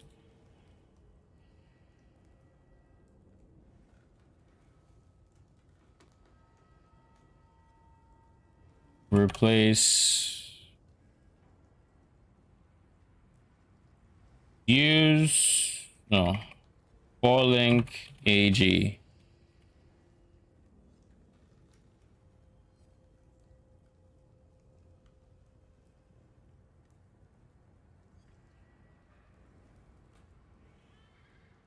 Use eddy damage for reflect maps. Something like that. For now, let's re-config this so it actually shows DPS. Now, with a replacement for last ride, this is no longer necessary.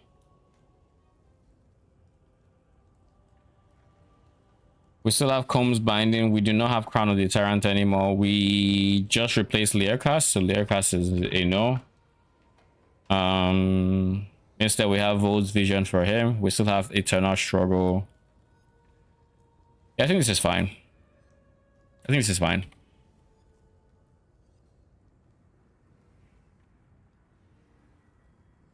Like in terms of losing damage, Eternal Struggle is way more DPS than...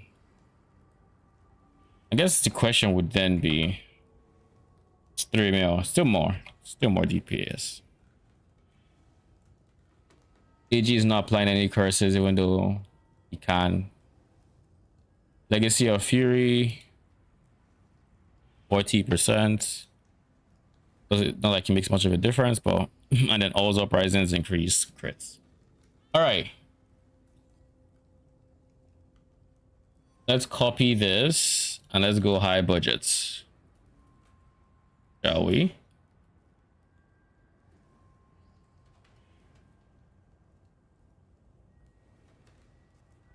Now, budget is no longer an issue.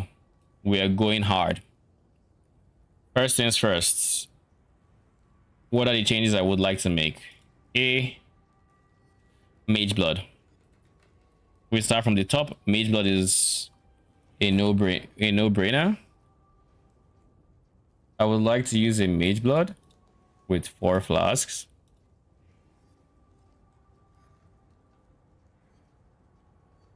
That means we can no longer use all the offerings, so we then just take off these 2 and keep Spirit Offering.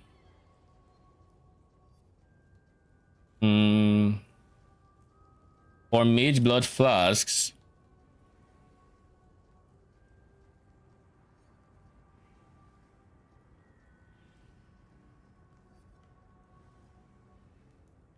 what are we going for Mage Blood flasks?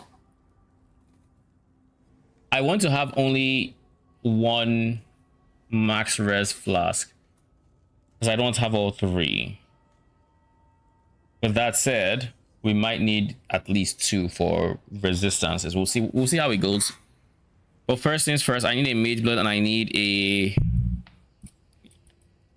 What's the name of this shit again?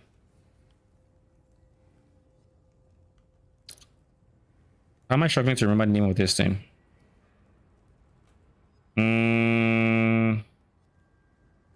Melding of the flesh.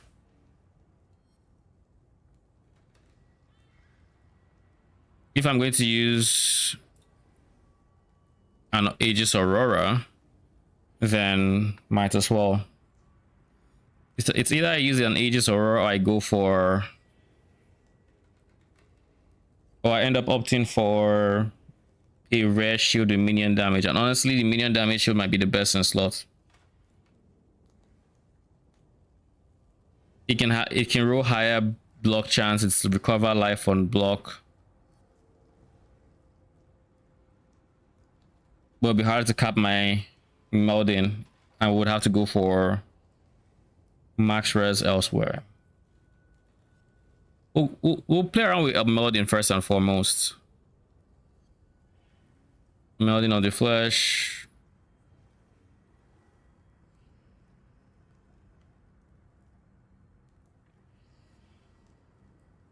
Then you want to put it in place of like here.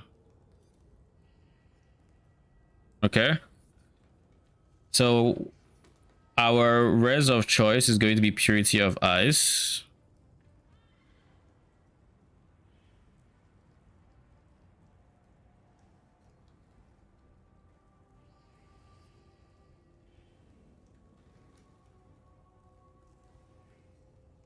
Purity of Ice.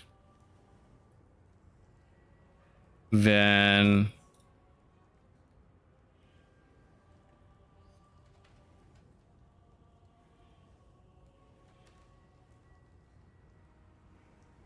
okay, so turn these two off.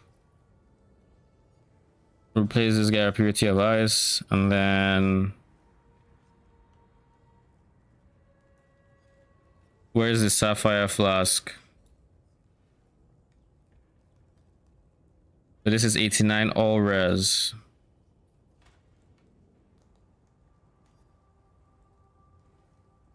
I think that's fine for now.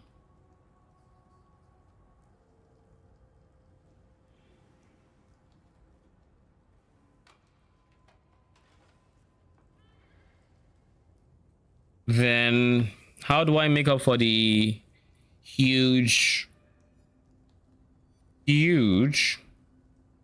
minus res we are currently seeing from melding? I think that would entail having at a minimum a second flask.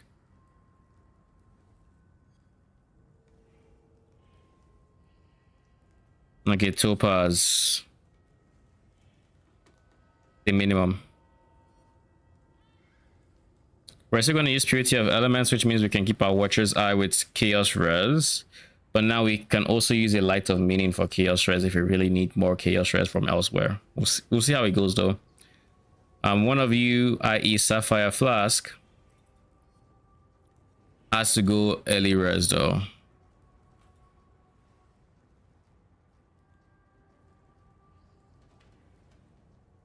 Now, it's a lot easier to manage. And we're going to go for a Quicksilver alongside a Quartz. I don't have a Mage Blood Quartz. Huh.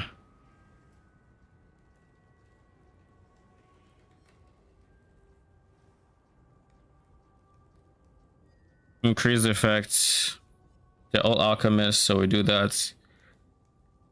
I think armor is actually fine. Is it? Effects, gain no charge. Something like this. So we have phasing, we have movement, we have two big res slots. We can still get more res from our items. But yeah, I think this is fine. And then we are currently using Purity of Fire. We might change that. I'm undecided on the auras, but we'll figure that out. Only thing I know right now is Purity of Elements stays. Precision also stays. Purity of Ice stays. Determination stays. Enlighten doesn't. Ancient Skull.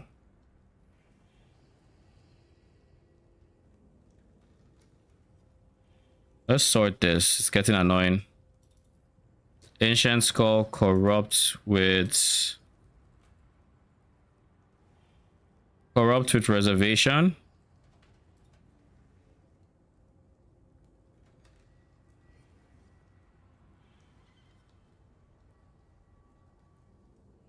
So right now it's determination, purity of ice, temper, shield. I want to have high block chance without offerings, because if I can get high block chance without offerings, oh, and now we no longer need this, so we can now go for like plague breaker. Maybe even essence gluton, to be honest.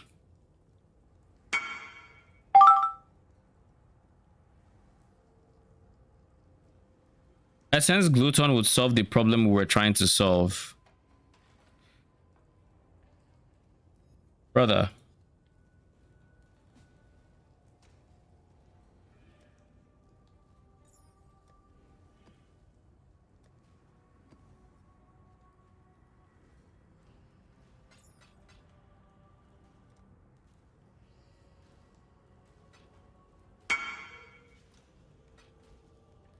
Essence gluton solves the problem we're trying to solve, in that because we're going to be consuming corpses anyways. With that being said,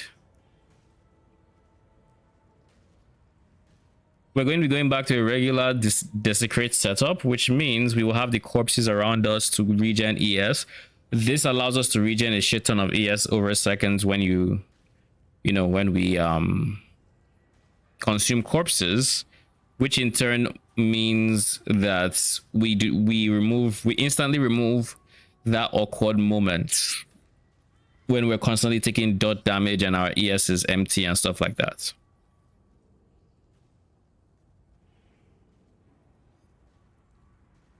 Or we could just go for more AoE, more damage, less damage taken.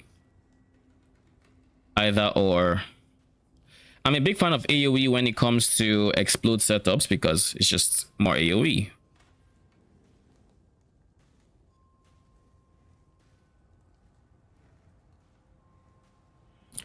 I think for now though, the solution is going to be picking this up. I think this will have to be the solution for now. 2% of ES per second. We'll just try to make sure that's enough. In the meantime though,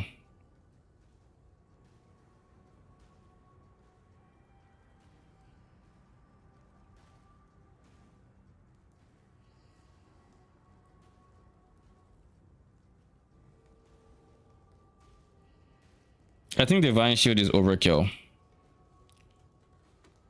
The reason I think Divine Shield is overkill is because we already have a decent amount of armor with Aegis.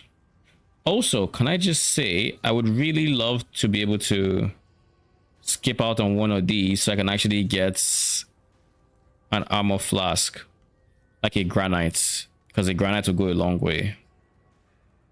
So any which way we can get regular res, we should try to take it.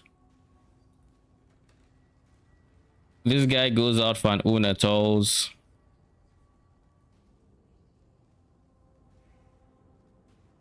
So now purity of elements goes into the helmets.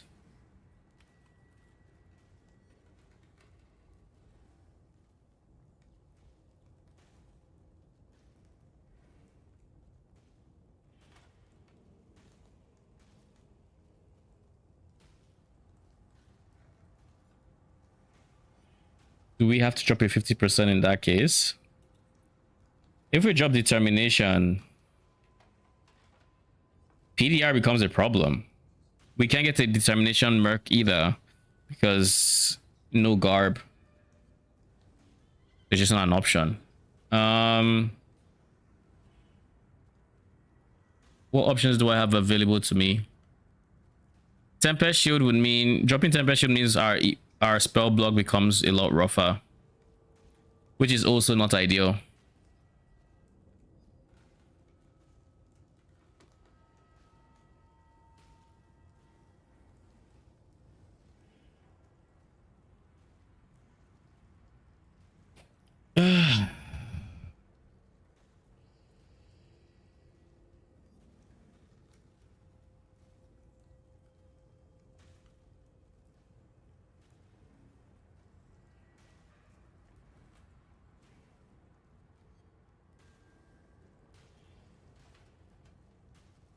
How do we solve resistances? You need decent mana.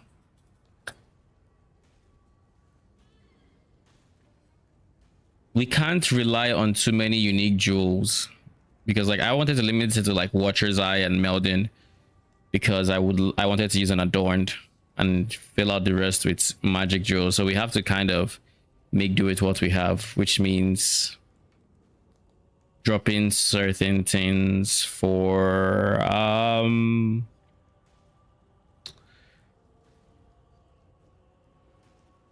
dropping some things, I guess. Aegis Aurora goes into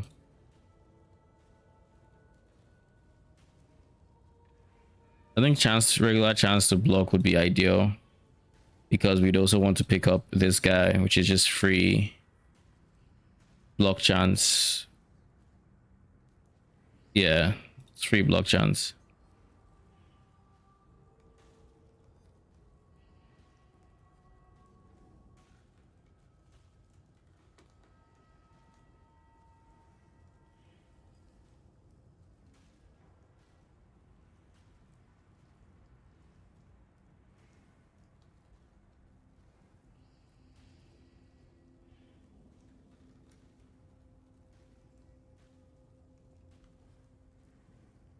Let me look at my high budget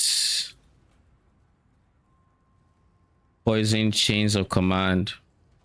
I know for this version I got some really decent armor values coming from this circle. This circle was super comfy, but this version did not utilize block. It utilized immutable force.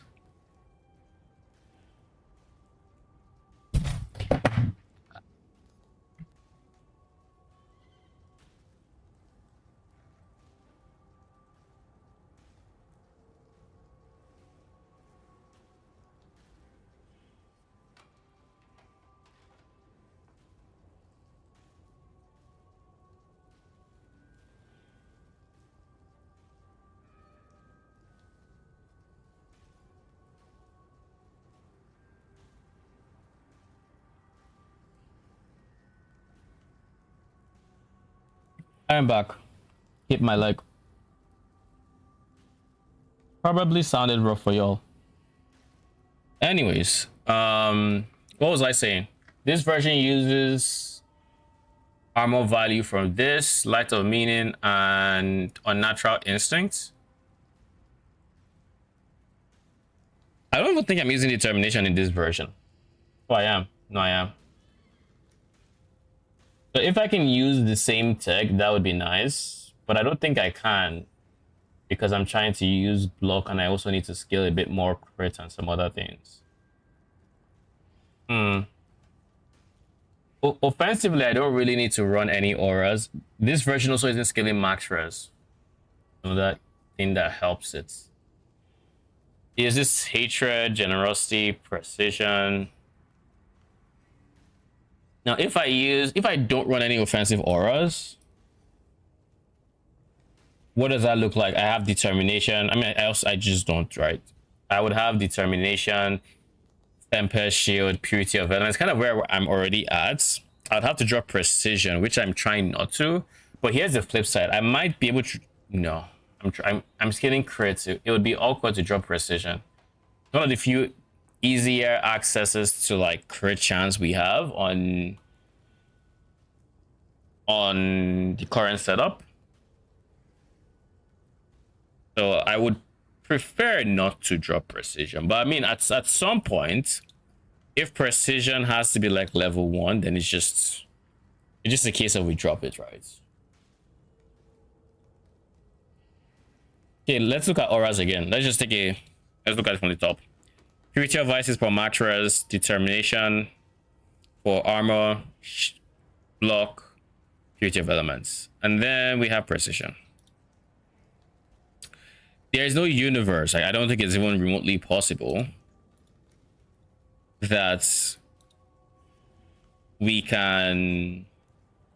I think it's remotely possible that we cap our res without Purity of Elements. I just don't think it's possible. And on top of that, we do still have some cold res elsewhere. But on top of that,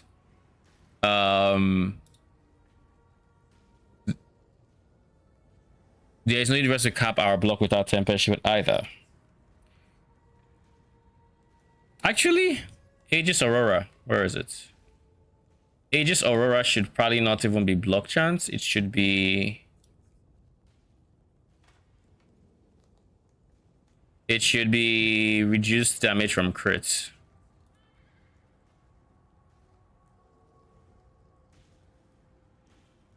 That is the one advantage Aegis can have over a rare shield doing the same thing but for life. So it can have...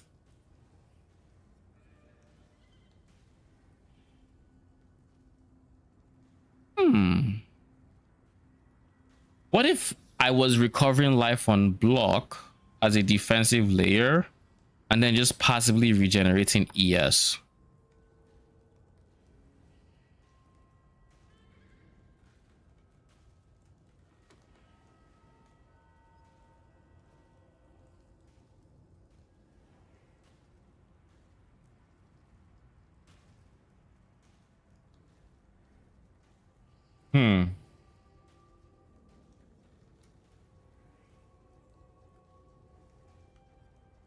All right, give me a quick second.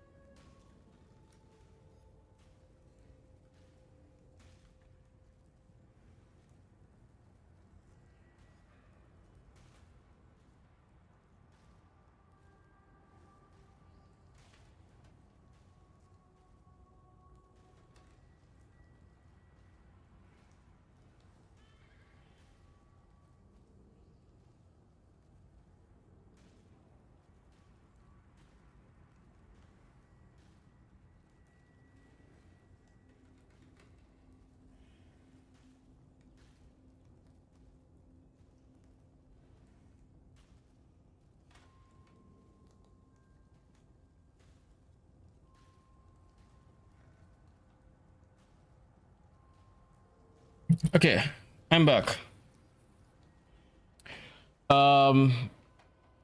Sup, Gabriel? Why am I not playing with Spectres? Do you mean... Firstly, seriously, thank you for the T1. Appreciate it. How you doing? Thank you, appreciate it. Is your question why am I not currently playing Spectres, or why am I not using Spectres with this build?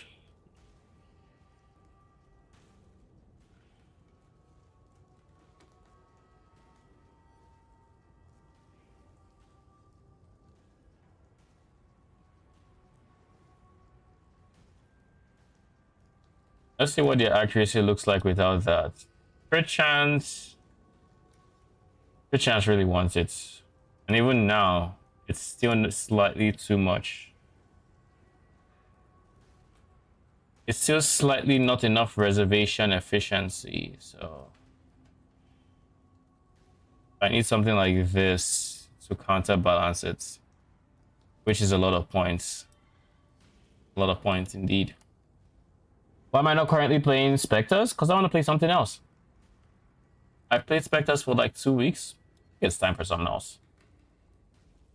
That's simple. Follow the guide and you like? I'm glad. It's a really strong build. Even to this day, I still make tiny changes here and there if I think of something, but for the most part, it's in one of its best states, or if not its best state. And you shouldn't see any major changes to items you're using on it, so it should be a steady progression path.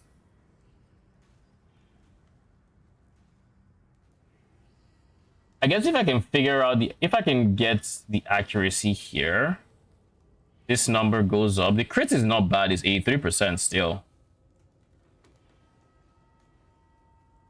One thing I'm not realizing I should probably have gone for. Let's see, which is doing more leg work.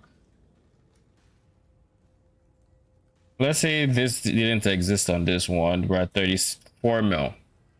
If this was crit multi, 33 mil. So basically the crit chance is worth a bit more.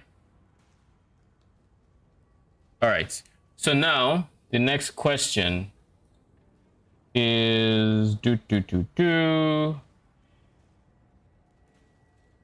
what is the name of that modifier that can now rule on mercenary ones? Crits minion recently. Yeah, this guy. What is the max roll it can have?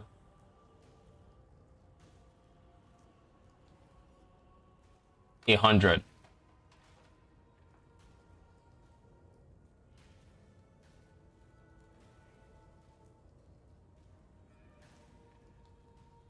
So if I can fracture this one, let me see something. If I remove that, edit this, copy this, create a custom modifier, 100%. Let's not use 100 because 100 is so max roll, right? Let's see what that looks like. 37.8. Whereas if I were to remove this and go crit multi,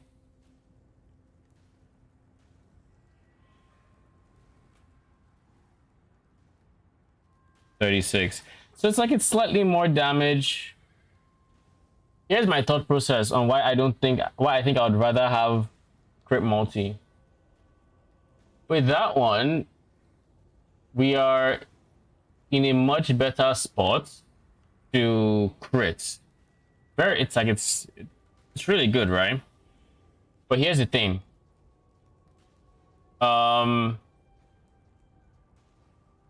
If we end up in situations where we are not actually producing said minions every 4 seconds, then their damage falls off a cliff. Whereas with crit multi, it stays. Like, let's say we run a less effects map, a less curse effect map, and we're not actually producing the extra minions from the bone ring or whatever, or from the hateful accuser, whatever else. There are a plethora of situations, but in those situations, the damage will actually fall off a cliff, whereas with crit multi it will not. So even though this is less DPS, I think it's still worth more. I think it's still overall worth more. And of course, you go level of minions if you can get one with this. This would be a recon project if I've ever seen one. Maybe at some point I'll try to recon something good like this. Maybe. If I can be asked to do it, I probably will. Aegis, Aurora, Ancient Skull, Chains Command. Things like these guys are just these are just mandatory uniques to have. Right, that's the big problem we're having. Also, now that we are done with, now that we are going to the Mage Blood version, Unetal's Vow no longer needs hollow.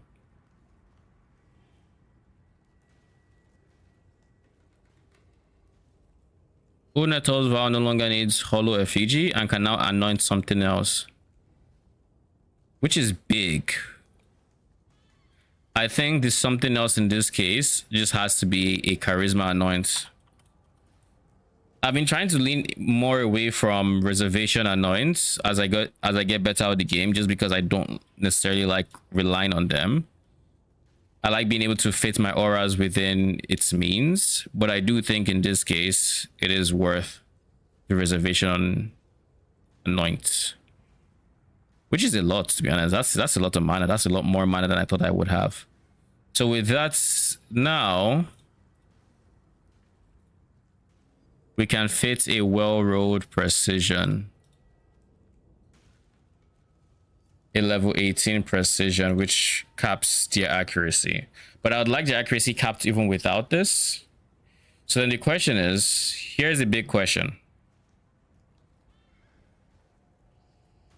If I don't need Eldritch Battery, I can cut out this entire section. Just cut it out real quick. No questions asked. Just gone.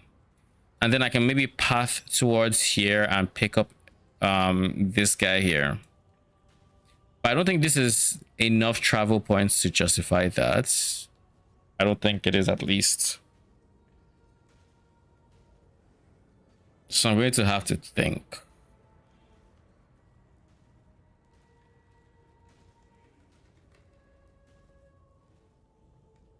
If I'm to do that, I'm going to need to take points from elsewhere as well. And I just don't see myself doing that. So we're going to keep Eldritch Battery. I'm going to use Precision instead. Level 18 Precision.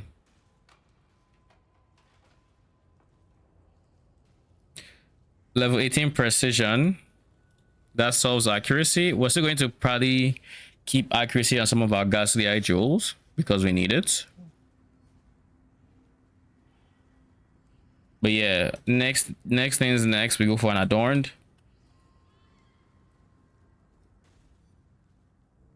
We go for like a 90 something percent, like 92. This medium cluster will switch out for a Megalomaniac. The Megalomaniac will have Blessed Rebirths and Enduring Composure, saving us some points. Then that's Meldin. That's Watcher's Eye. I guess you can switch out for the Adorned. And now that we have an Adorned, one of the things I said was mandatory for this version is I need more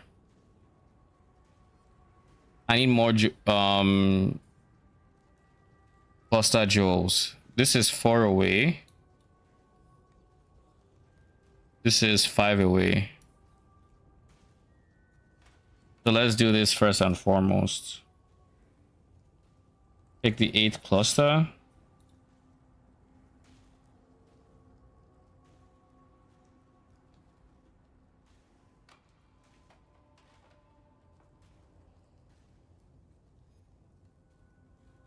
Now the question is, how on earth do I create the points for that without sacrificing life or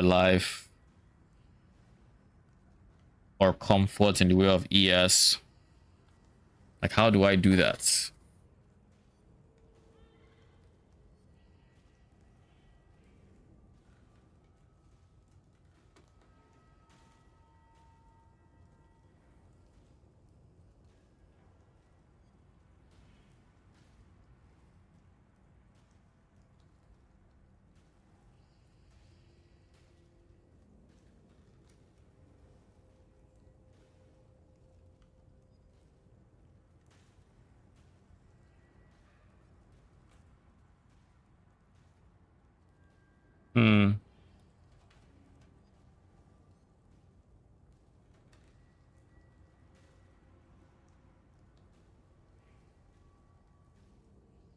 Supreme Decadence would honestly save me a whole lot of these issues.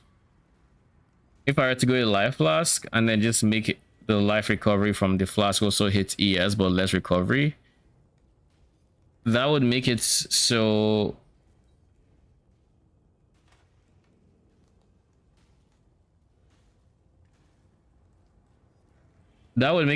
we actually get some pressure alleviated on the ES front. But we'll leave this for now.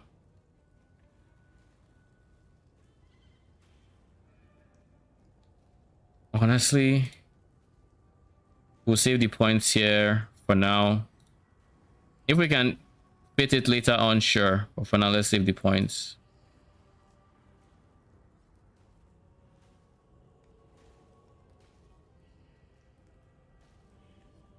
Number of corpses consumed recently. I'm not consuming corpses that recently. So I'm hesitant to say yes, because it's every 8 seconds I'm going to cast my Desecrate to consume corpses, which means it's going to have 4 seconds of downtime for the big regen of ES. Actually, it has 6 seconds of downtime because it's regen over 2 seconds when you consume a corpse. But then we're also always going to have 2% ES regen when we're surrounded by corpses.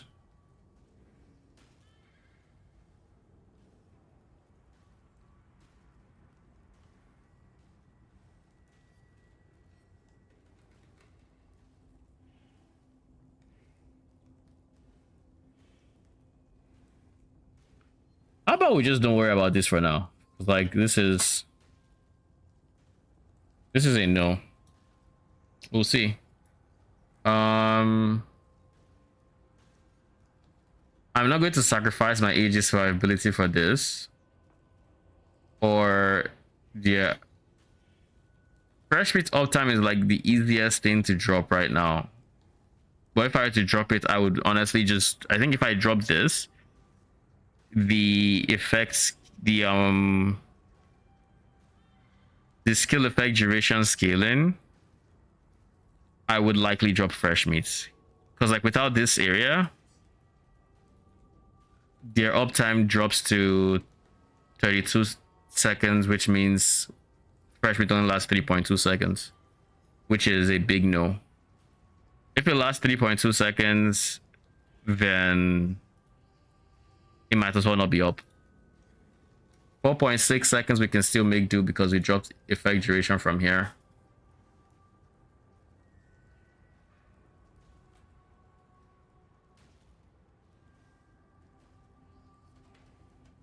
In everything we're saying, like dropping this, every point that we can go for this more damage just has us dropping survivability, and that's what I don't like. Like if I drop this area, I could maybe make it work. If I drop here, I could maybe make it work. But these are all like life nodes that I picked up to boost survivability. We already do not have much life. We can't keep dropping life that we do not have. It just doesn't work. So we are going to need to do something to fit more jewel sockets here. And this is,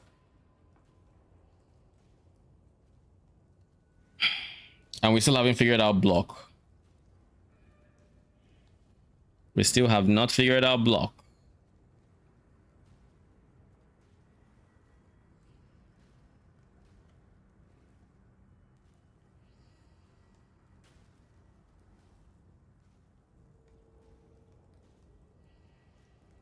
This has a 90% reduced duration. Interesting.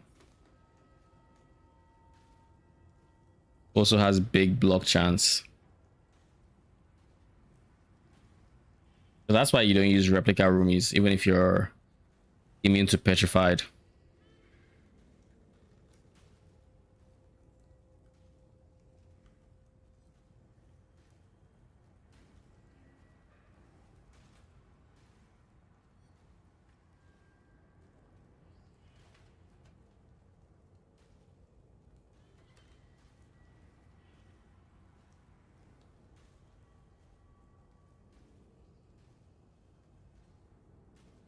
Let's just see what is keeping us in this wheelhouse. Let's just see the important parts of each section of this tree. Here we like this area because instant leech is easy to access. Eldritch Battery means we can actually reserve this much. That is why we like here, this section. This section is important, but I'm finding it hard to justify these set of points. But like, this pen is still nice to have, and the endurance charge is really good. It's an extra endurance charge, and of course it's also a jewel socket. So like, that's what this section is providing. This is 5 points just to make fresh meat work. How much more damage is fresh meat to everything else? Because fresh meat is really carrying crit, I think.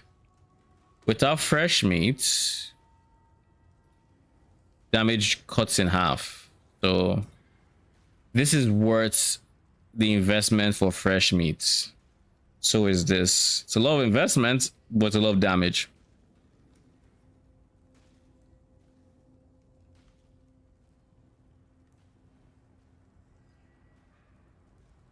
This wheelhouse is important. This makes shield charge comfy. This is block. This is life, and then this is non-negotiable. This is not the most unnegotiable, but it's pretty important. Having the minion defense mastery, that is.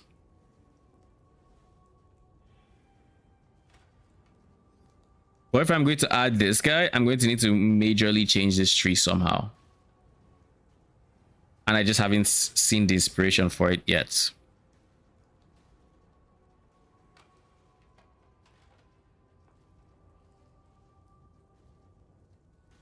This is an 8%, a 5%, a 5%. This is 18%, which is not bad. Better than this, at least. Worse than this? Oh. Worse than this as well.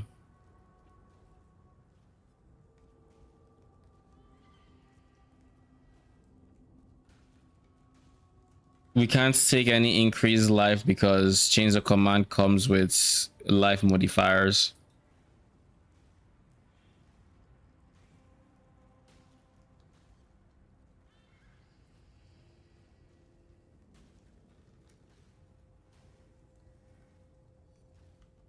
If we don't take Eldritch Battery, we also now cannot regen mana maps. We lose the ability to run them unless we swap out our Unetals for a Whispers of Infinity. Then we can run it still, even with Eldritch Battery.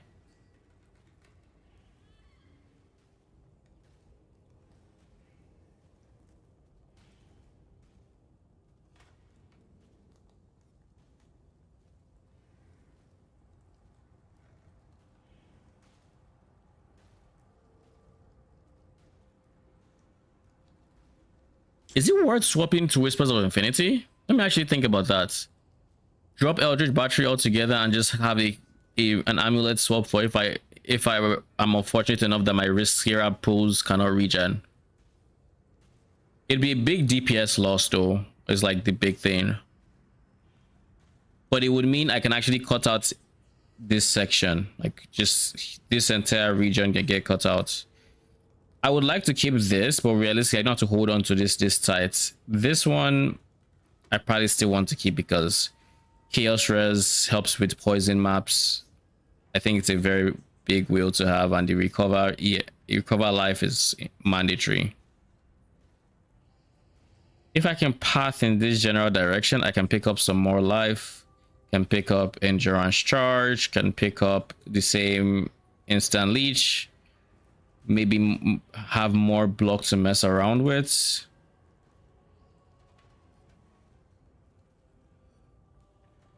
There's a decent amount of things I can do in this region that would make me tankier. Whereas being here, I'm...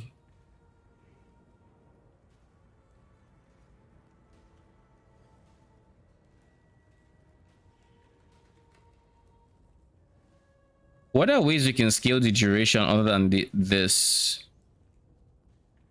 That should be my first question. If I can cut out that region, I'm thinking what I end up doing for this build is I played like an adorned build.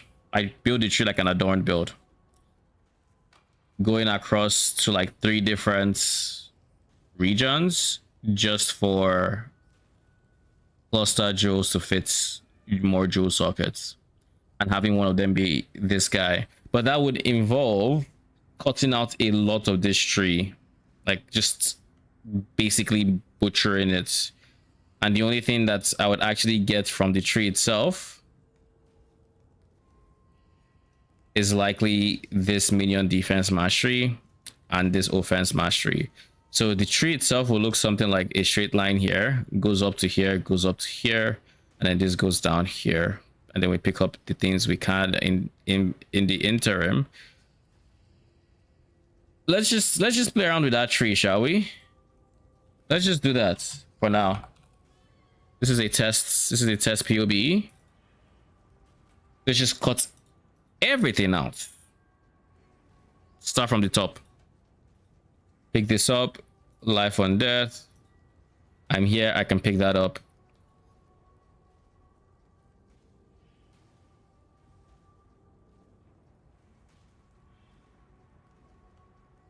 No, we go this way.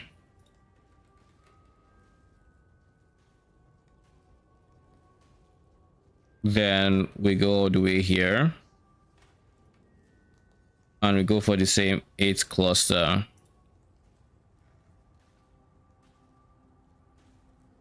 This is the skeleton of the new tree. Now I pick up all the jewel sockets in between.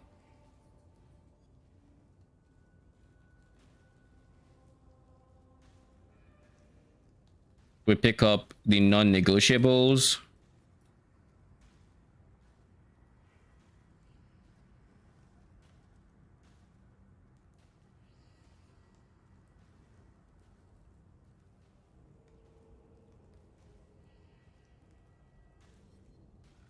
This is the skeleton of it. Now there's a few things I'm missing. Number 1, reservation. That's because I don't have the mana wheel. I would like to be able to pick this up, but this is 5 points, and it's the equivalent of me pathing here 5 points for this. Is it worth it? Maybe. Maybe not. If I do this, 1, 2, 3. If that is how I get the 5 points. Did I miss Sergog? I haven't watched Sergog's video yet. I will check it out soon. I can pick that up without much consequence. I don't need this regen, but I would like some passive regen. Actually, no, I don't care about passive minion regen. Why don't I care about passive minion regen? Because my AG has Giga regen. He's the only one that matters. Everyone else can die from the degen. I don't care. He's the only one that matters. Then the absolute mandatory starts to have, and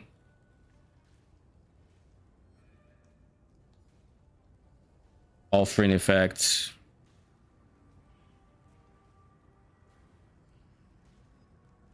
This is the bare skeleton of what we need.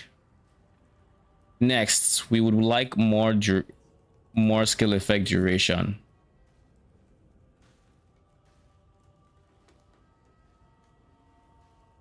We pick up the crit wheel, DPS, and now anything from here is going into defense. Everything from here is defense. I think I have enough damage because we haven't even messed around with what the adorn is going to look like. Everything from this point on is defense. So what is the best way we can get defense? Block chance is huge.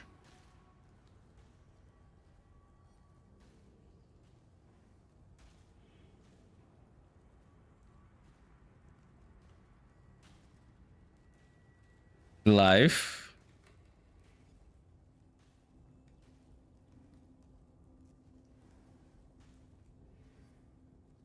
Life. We're kind of already out of points.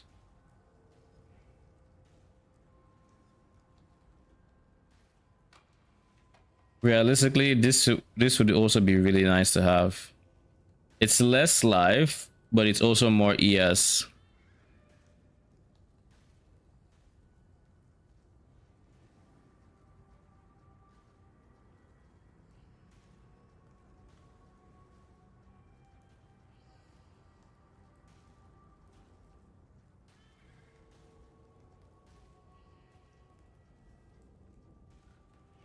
Nah, we don't do that here.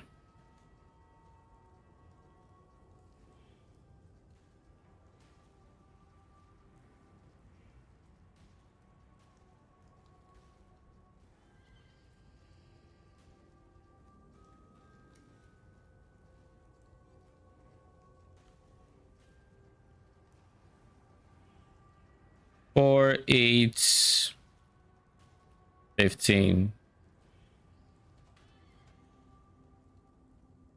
How about we just do this instead? 1, 2.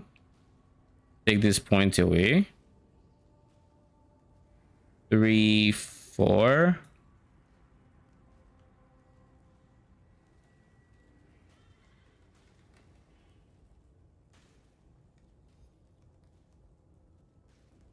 Minion AoE. Are there any more life nodes we haven't taken the points from before? I don't think so.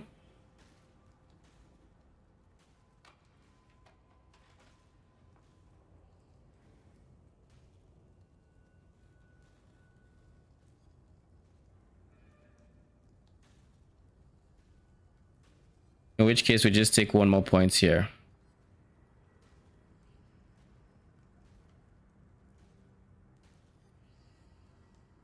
Now let's compare this to the old tree and see everything we missed. We missed out on some max rest from the AG, but I think he's defensive enough with grave intentions. We missed out on some minion life scaling here. We missed out on a lot of accuracy, so we need to figure out accuracy. Like right now, the accuracy is not the highest. So let's just start from the top with accuracy. Ghastly Eye Jewel.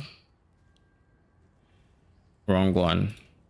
Magic Ghastly Eye Jewel. It has accuracy.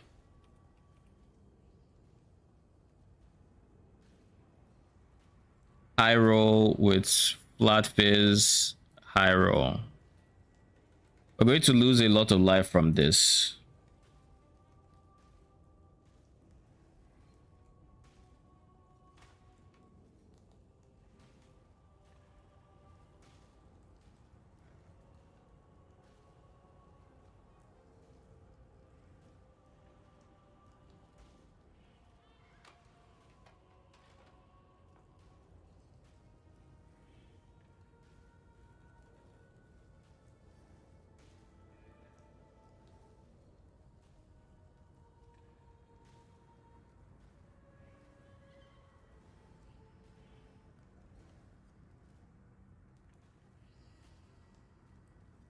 And we have precision as well. You know what the problem with this is? It's the severe lack of percent accuracy.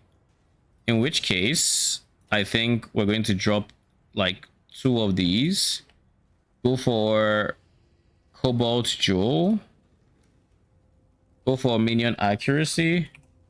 Because this is percent. Max roll. And then here we'll go for life. Increase life. And this guy can be corrupted with, I don't know, whatever else.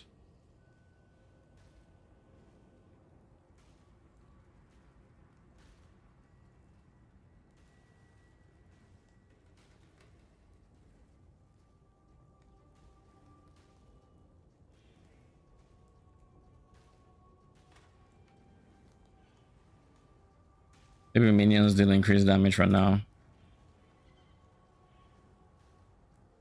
And then we just use this one Cobalt Jewel. That is going to send our accuracy to cap. And that means we can now start taking away from there, because we don't actually need that much in the way of flat accuracy anymore. So yeah, we need like 2, we need like that 1 more.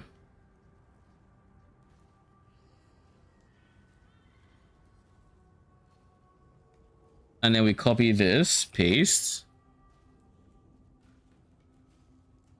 And instead of accuracy, we now go for attack cast speed.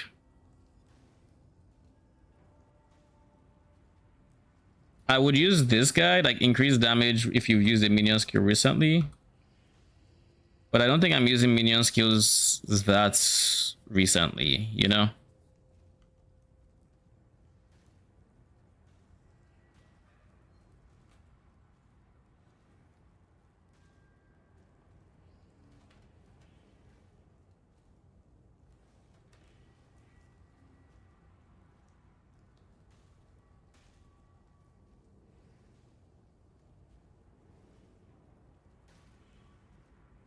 Now we go for number 2.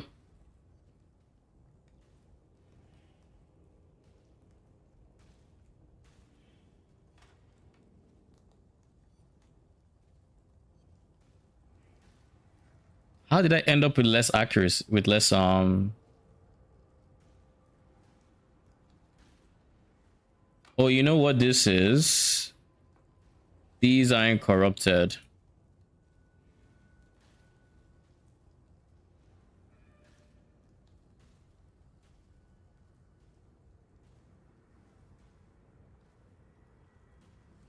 All right, let's do this. Corrupt. Bleeding cannot be inflicted.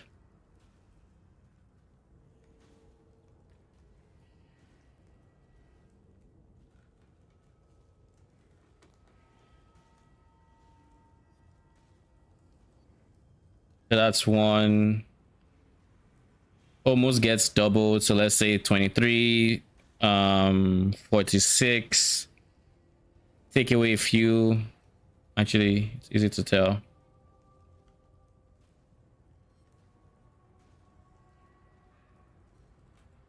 This is only used twice anyway, so let's go into CoC. Look at my stats. Avoidance.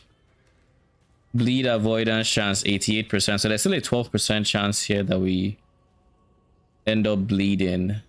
So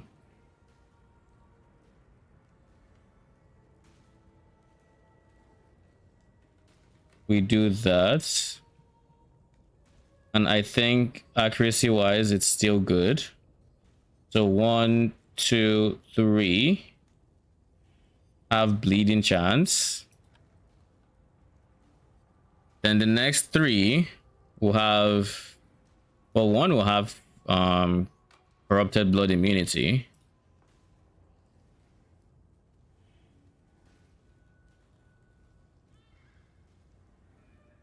You will have corrupted blood immunity.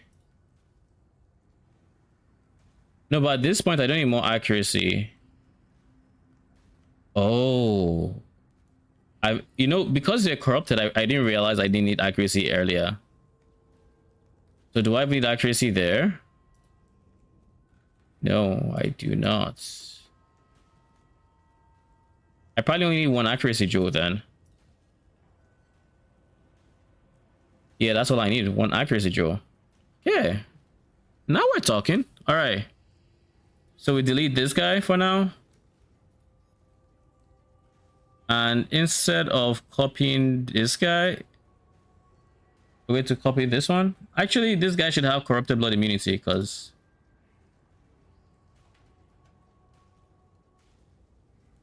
corrupted blood immunity. That's you. Then we copy this one. Paste. This one should be bleeding. You know.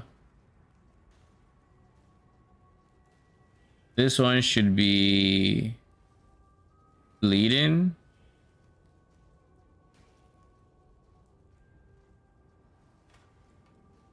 So then this one, Mr. Bleeding goes there, goes there, goes there. And then the OG guy becomes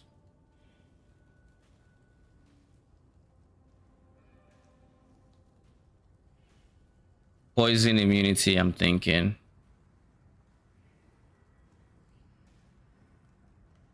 That's like the next thing I need, poison immunity. Then poison immunity. And then Mr. Vivid gets corrupted with poison immunity as well. Oh, he doesn't have poison immunity. So why doesn't he take corrupted blood instead?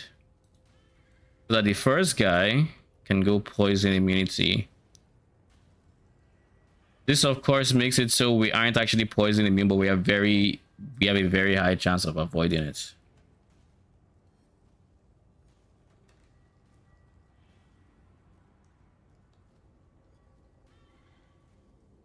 Okay. I just wanted to make sure the increased life didn't show up here, and it didn't.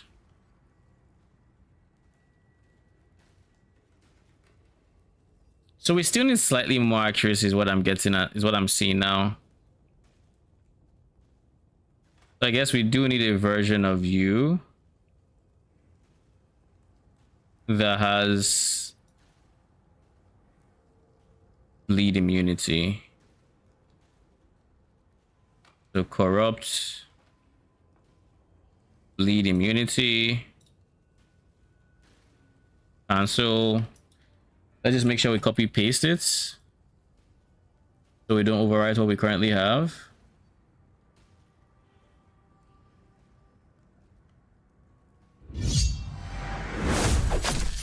Thomas, thank you for the follow. Appreciate you and welcome. How you doing? That kind of scared me. Not gonna lie. All right, now that caps the accuracy and makes it so we don't need to worry about any accuracy nodes anywhere else. Now for these large cluster jewels, what should they actually have? Just life and ammo and ASCS probably is fine.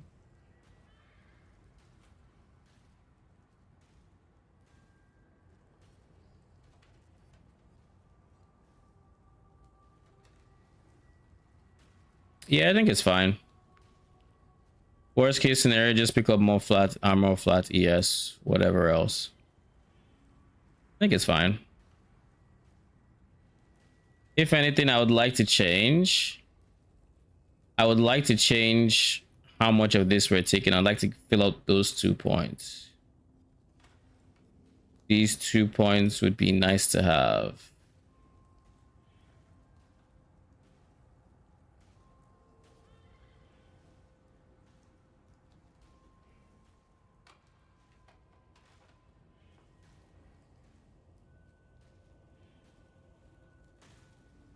But alas, it's fine. Now, what's the next problem? Max hits. Defenses are going to be the next problem. And how we solve them is going to be... We'll see. First things first, Paladin boots and everything else. Y'all were giving cold res. We no longer need cold res. We now need fire res. It's a big one. We also no longer have bone offering, so that can take the chill pill. We are currently 89 max res, so we can actually go for... Oh, we can't. I was going to say we can actually go for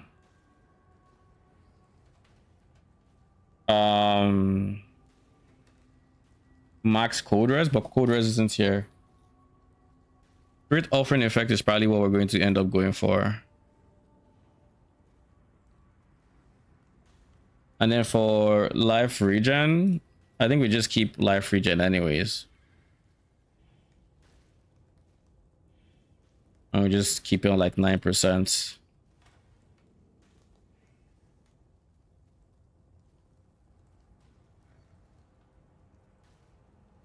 That puts our fire res much higher than bone ring, bone ring, bone ring, bone ring.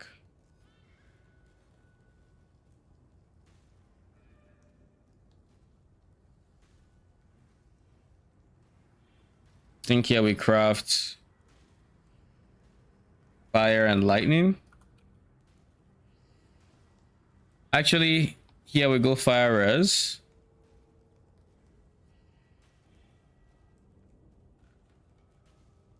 Which overcaps fire.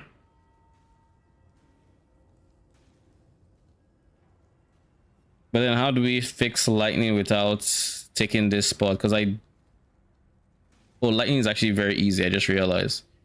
Okay. I mean, in that case, we're chilling. We go minion attack cast speed. See how much damage it is. And if it's not that crazy, then it's 6 mil. 6 mil versus movement speed. Movement speed would be better uptime.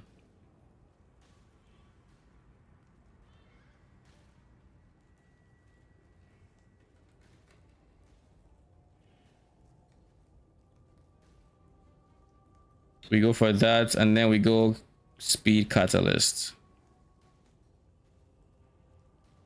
Realistically, I would honestly like to have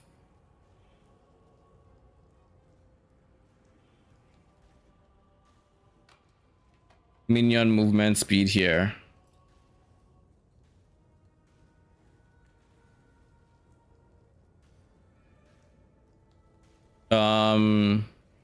Where are them boots?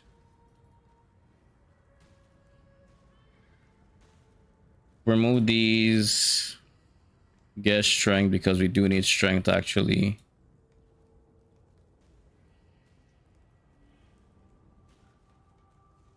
Essence, strength, rage essence.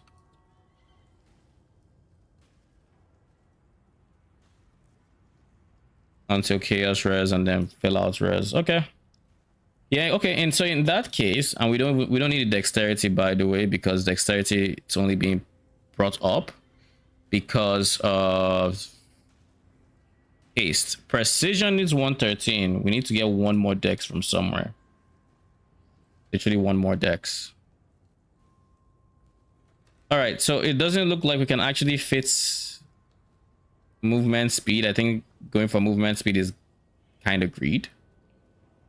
Instead, we'll go for all LE res.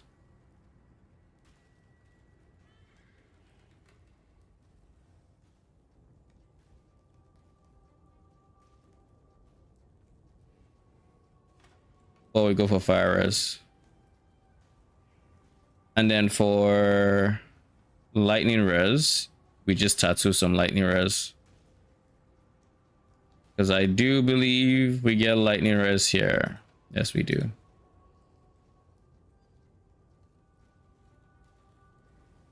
Do we have any sources of cold res I should be aware of? I think it's just Purity of Ice and Flask. Aegis is given some. Commander of Darkness, Purity of Elements. Yeah, okay. So Code Res is the one thing we can actually get rid of, ish. But now here's the thing. In reality, we kind of want to round out at 90% all res. So yeah, so we can do this actually. It's not as much damage as this by any means, but it rounds us out at 80 max res. Or 90 max res rather.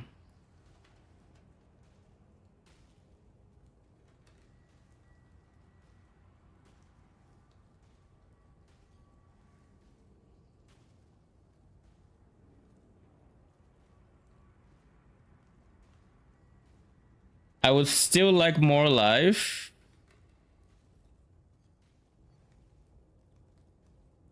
Turn this off for now. I would still like more life and more phase max hits. But what are my options when it comes to phase max hits? We have PDR from here already. We have endurance charges.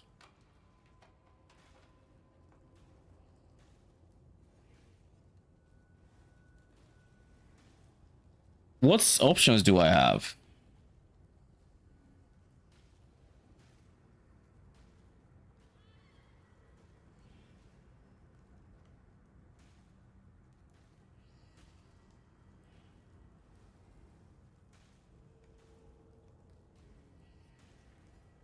Lunaris.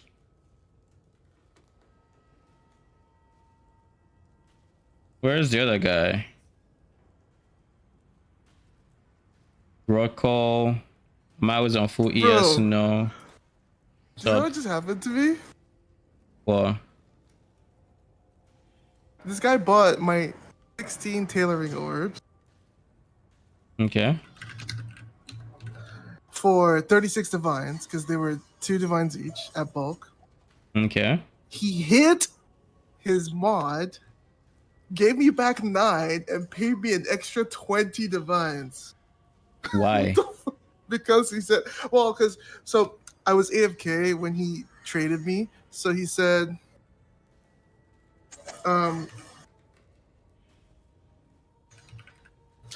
sorry, he's asking me about my build now. Lol. I was AFK when he traded me. So when I came back, I said, hey, man. Do you still want it? Yeah.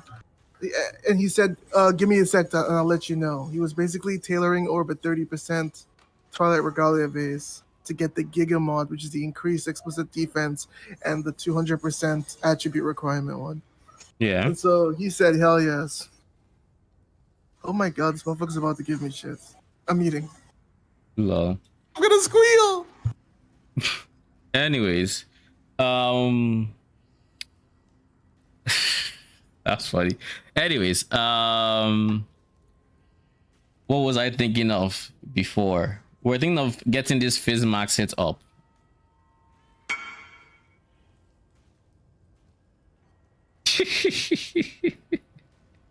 Lol. We have corpses nearby from Desecrates. So this is going to be Spirit Offering. Wrong person. Lol. Desecrates and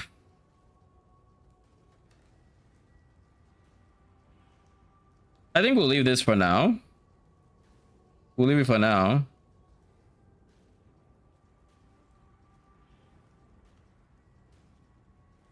Can I drop a topaz flask?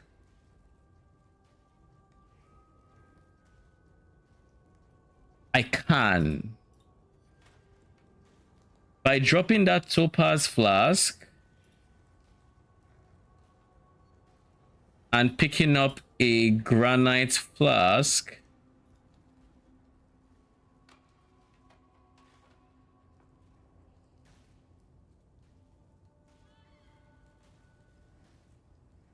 am I blind? Granite. with increased effects, alchemist, because everything else alchemist might as well. And chance to avoid stun, 52 plus 53. And enchantments, increased effect.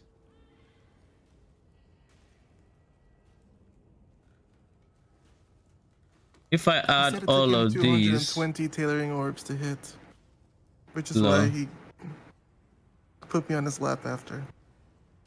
lol, because what's your good luck or something? My good luck. I'm so excited. Lol. This gives us a bunch of armor.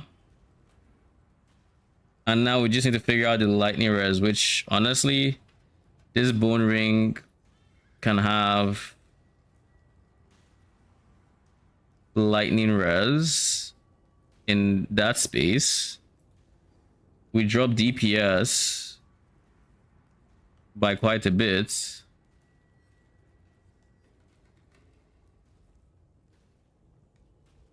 How much ints do we still have? We still have quite a bit of ints, so we can still get more tattoos in here.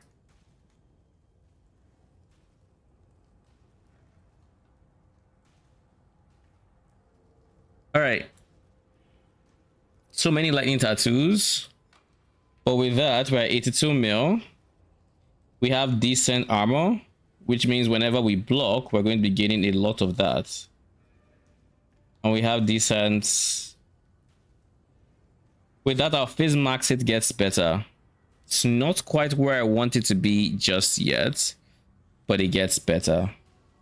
Now, how can I improve it even further? We can use Light of Meaning, but I would rather just not drop any of my jewels. Like, at the moment I start dropping it for like my unique jewels, that's like the end of it. So we're just not going to do that.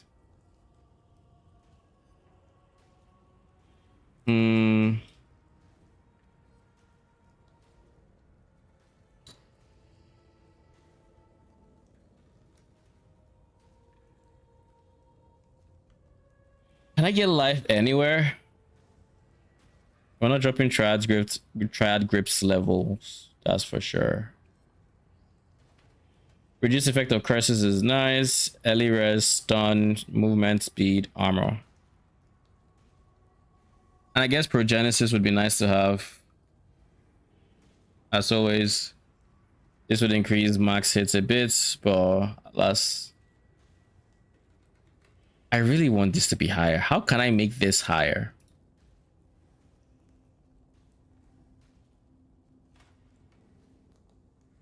Val, of course, increases that, but I would like it to be slightly like less conditional. We're going to have corpses around us.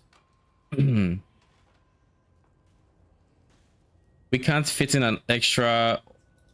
We do have space here.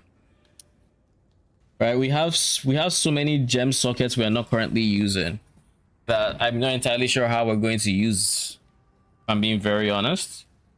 And that's a good problem to have. Really is. On a minion build no less, but what are the things I can have here that would help me big time?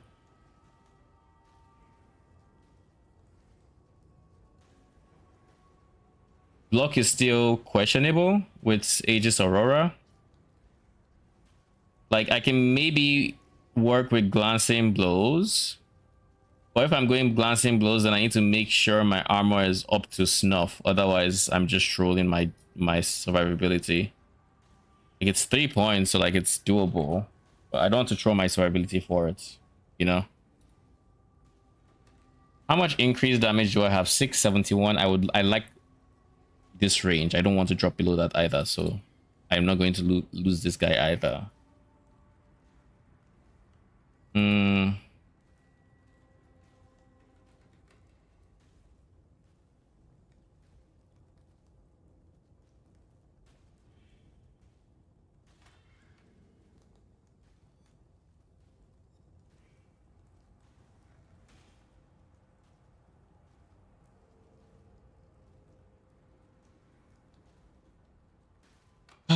How do we do this?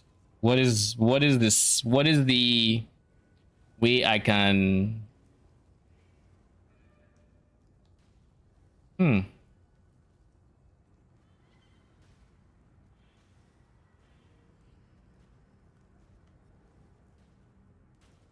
Hmm. There is no easy way. Like, just straight up, there's no easy way.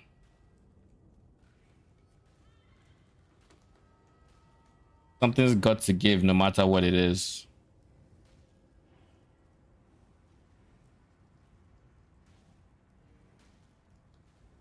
I can drop this wheel, put the offering effect here. It would be a shame to lose out on the AoE from the explode for the explodes, but like, what can we do at that point?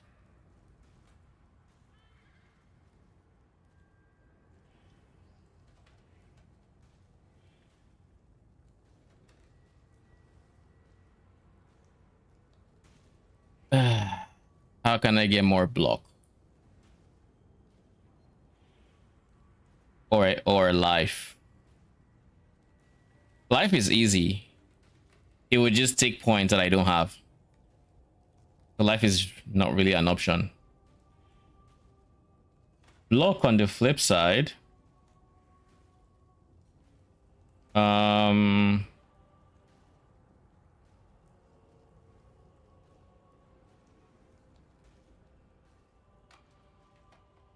need dexterity to come from somewhere.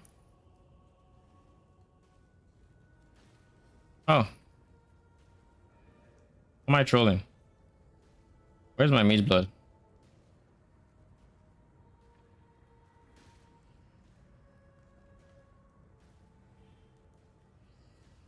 Brother, I clicked mage blood.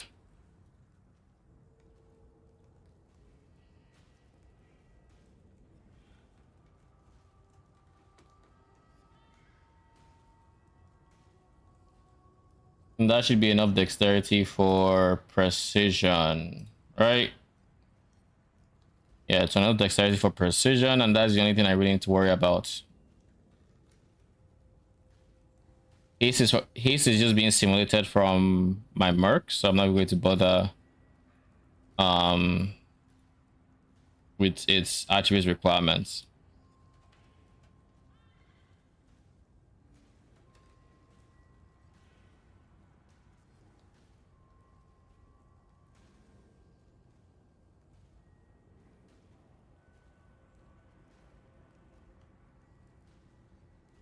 What is their crit chance? Their crit chance is not as great as I would have hoped anymore, which means increased crit damage is debatable if I actually want to use this.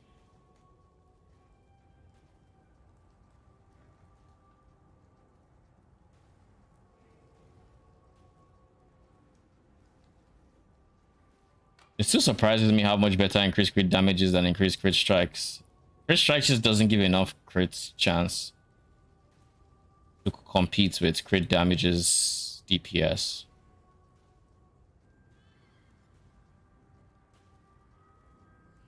Ruthless is not as good as...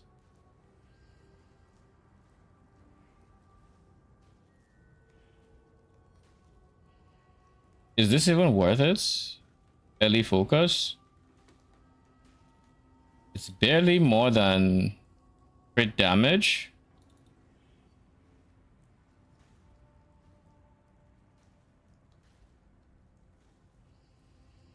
$82. Now, if we're to use a Doriani Merc, that's what it'll look like.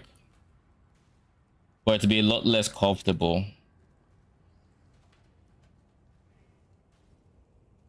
It would be a lot less comfortable to use a Doriani Merc. And if I want to use... For AFK Blights, I could have a Doriani Merc on swap, where I just switch... I switch chest and rings. I could do something like that. Have all the lightning res of my mercenaries gear come from the rings. But then early weakness does nothing. Well, it doesn't do nothing. All right, it still helps against the other two reses, but it goes it goes a lower range. It doesn't help as much. Realistically, the reason we are using action speed is not for stuff like AFK blights. For stuff like AFK blight, if we wanted to AFK blight,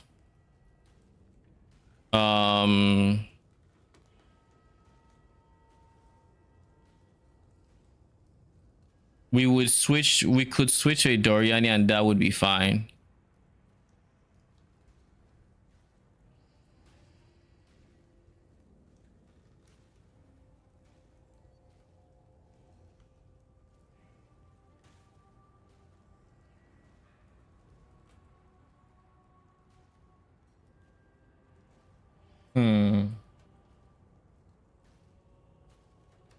Oh yeah, looking at this command, I should update it to stop saying I'm currently playing Defilers. I am not currently playing Defilers.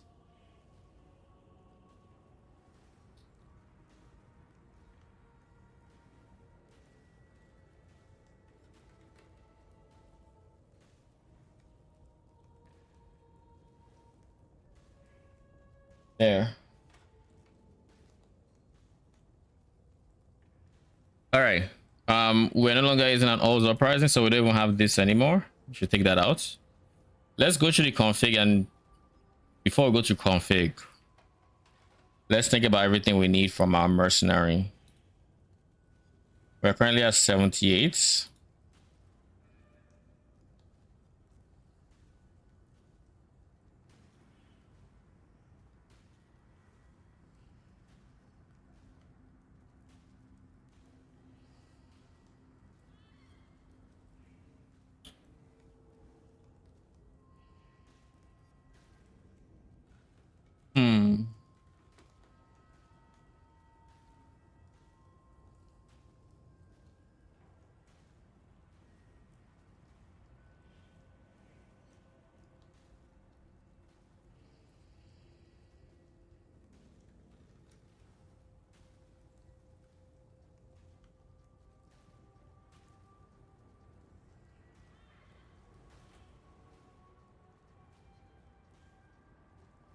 I would really like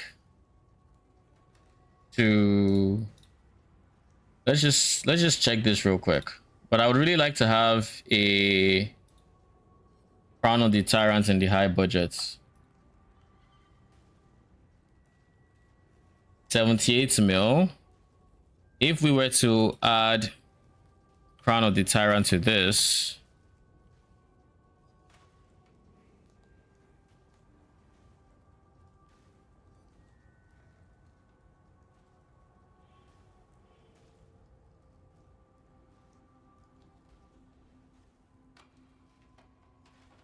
Crown of the Tyrant, I probably use the lightning variant,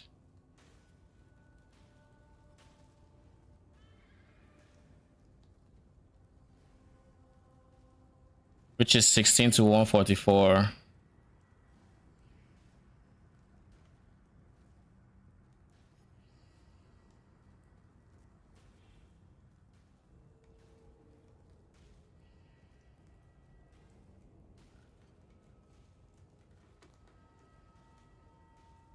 It's a decent amount of damage boost. It's a very healthy amount of damage boost to have.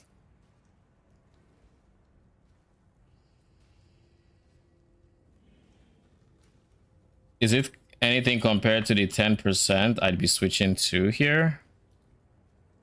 If I had to go to regular calling strike, it would out DPS it. So we might drop Eternal Struggle is what that means. Drop Eternal Struggle, go Crown of the Tyrant, pick up Shaper's Seed, which would give us regen, as well as Mercenary, as well as Mercenary. Then for his boot,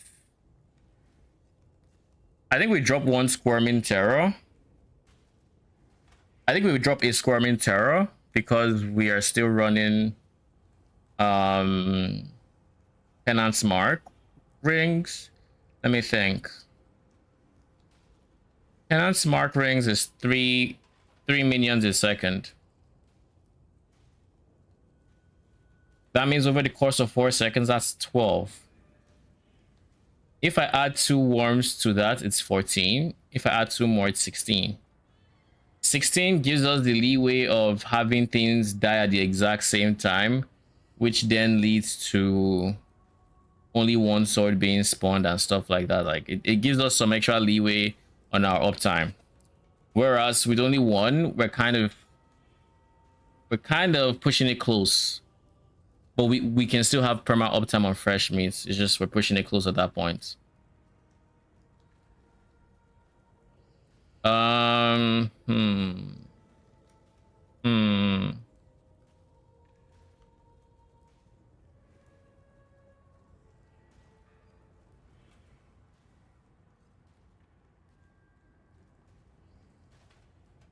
If I drop Vo's vision, I can now use corrupted items as well.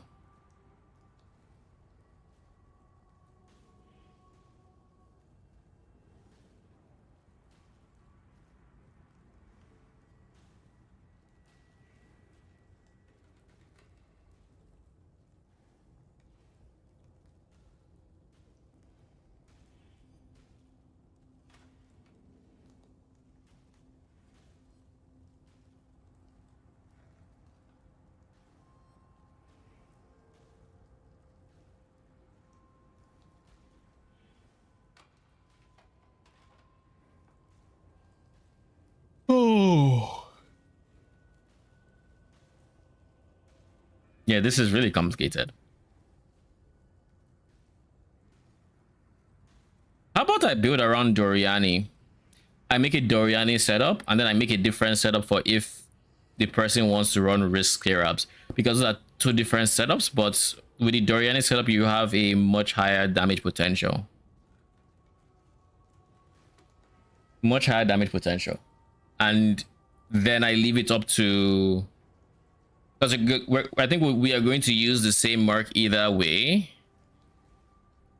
which is the kineticist. So then it's up to you what version you build towards. If you want to run risk scarabs, then you go for the risk version, and if not, then you go for the Doriani, which is just, I mean, in a league of Doriani, does it really make sense to not have a Doriani setup?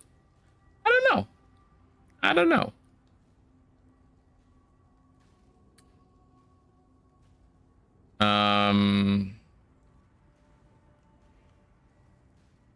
Again, this is what a Doriani would look like if we were to use one. That's a lot of damage, like almost 50 mil damage. We would still have haste. We would still have the exact same setup we have now. The only difference is we switch out the rings and we switch out the chests. So we just have to make sure all our lightning resistance is coming from our rings. So when if we're switching to the risk version, that the rings there are giving us giga lightning res, and then nothing else is giving us lightning res elsewhere. Nothing. Windstream gives us a bit of lightning res, but we just need to account for that. Actually, no, we can't, because we're using purity of elements. We are using purity of elements. That kind of complicates things. We can't get to minus 200 unless we switch the amulet as well to minus lightning res amulet, which we can. We very much can. We can get to minus 200 if we switch amulets and the rings and the chests, right? We can do that. We would then need to make sure our regen sources are not any of these 3, which means no to, what's the amulet again? No to Shaper's Seed. We can't use that.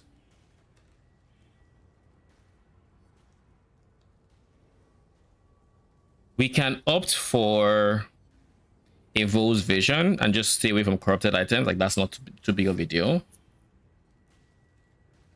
We can go for Immortal Flesh, also an option.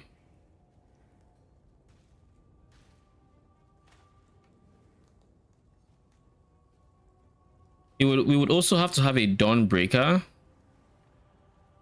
if we are going the Doriani version. So that's yet another item to swap.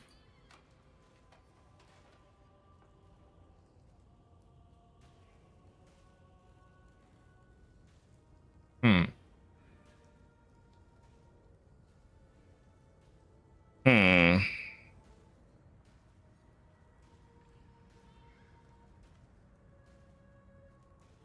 Because we realistically can't use an eternal damnation on this one because we're going to need the amulet to have minus lightning res. Since we have so much, we literally have like 80 res coming from purity of elements and the second ascendancy. I forget the, y'all know what I'm talking about, the other ascendancy that gives res. So with all that res coming from auras, he's gonna need to have that amulet slot giving minus, which means we need all the DR coming from everything else. Regen can come from boots. We can give him rare boots. We would need a source of additional curse. The boots are the easiest place it can be.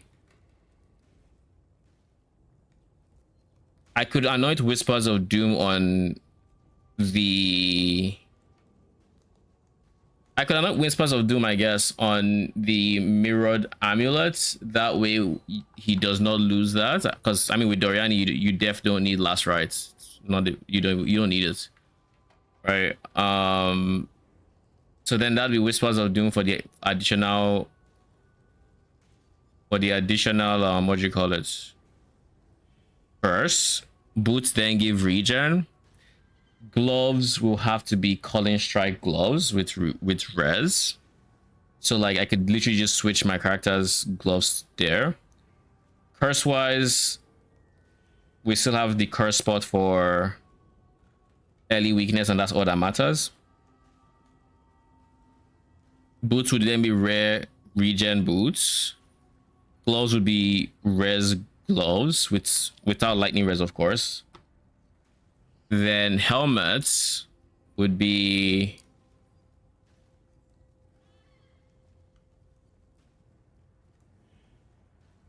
helmet would then be Vol's vision for the Giga region.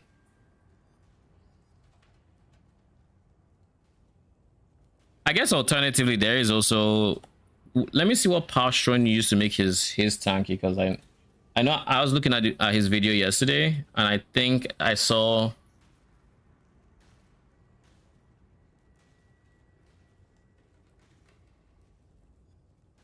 this is a video I should probably look at later on. But Palstron,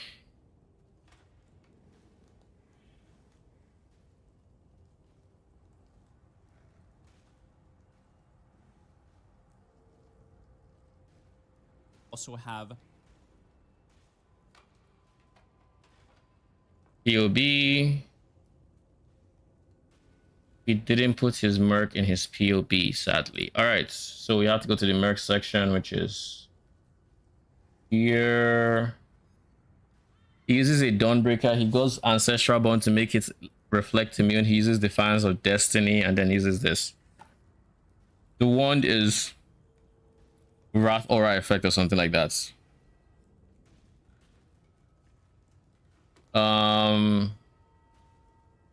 So looking at this is recoup as well as poison immunity.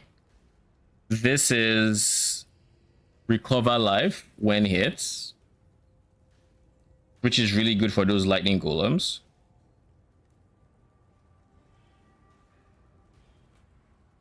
This is, well, I don't think I remember the gloves. What gloves did he?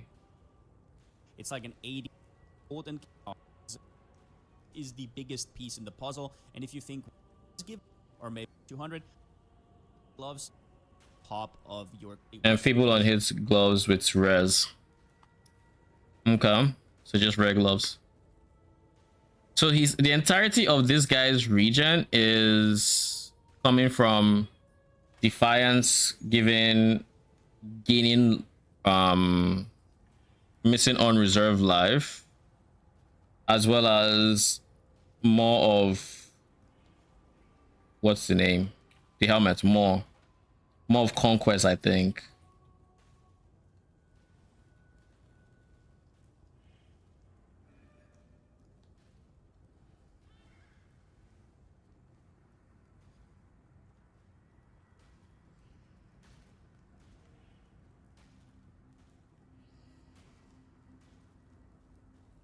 Number 3, let's immediately talk about the Merc setup. This league has us kind of chase the best nearby being 6-meter radius, so quite a bit more than a lot of the other nearbys would imply.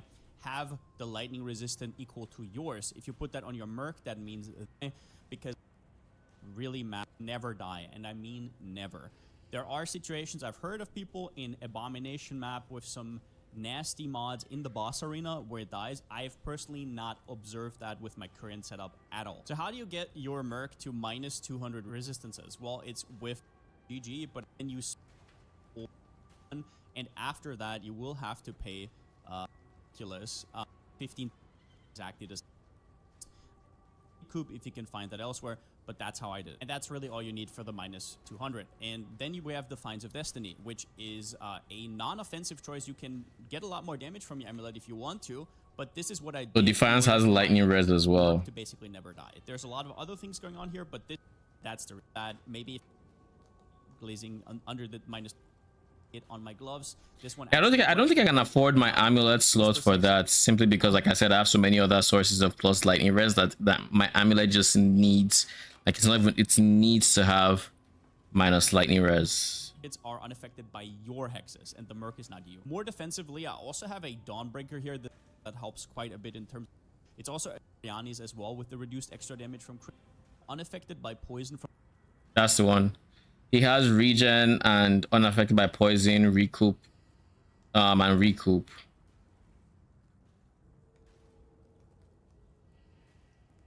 I think I'd rather have Evo's Vision.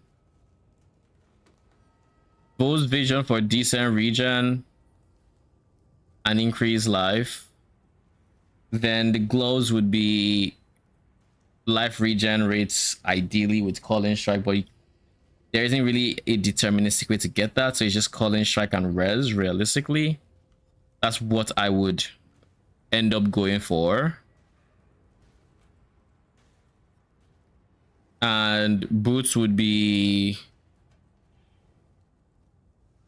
we already said Whispers of Doom amulets, so boots would probably be rare boots with regen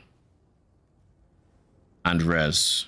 Basically, between my boots and my gloves, I need to cap my chaos. I need to get to very high chaos. Early res is probably not a big deal because I'm giving so much res, but chaos res would need to be capped between, or it needs to be high between those two. I found an insane Shaper staff setup and video link. That's what I'm thinking. That is what I am thinking. I think it's going to be res, life regen, res, and minus res, minus res, minus res, giga regen from Volve's Vision, Dawnbreaker. I think that is what I'm going to go for on the high budgets for juicing. And then for risk scarabs, again, risk scarabs, you need to have anti-petrify if you're going to go risk scarabs. Like, it's just not, it's not up for debate. You kind of just, it's mandatory. Shaper stuff, let's see. Shaper's memory. So it does a lot of damage considering everything. Being able to like chunk the boss for 25, 35, maybe on 40% HP with one hit, it's actually pretty fun. The main things you want on this staff is you want. Is this the build guide I've been seeing? Because like every single time I looked on Ninja, I saw like 10 different people with this setup, with the staff, with devastation, and with cyclone, wave of conviction of Thratos, and blade vortex of something in the chest space with the Admiral. And I kept saying there has to be a build guide of this somewhere. There has to be something, because like I kept seeing so many people, but I couldn't find any video like that on YouTube. So I'm like, where the fuck are they finding this? Possible physical damage. You do not. How big is he? Cast speed, and you want as many levels of spell skills as possible to help you. 2K subs. Clearing an additional. So maybe it's just on his stream or something that they, because like.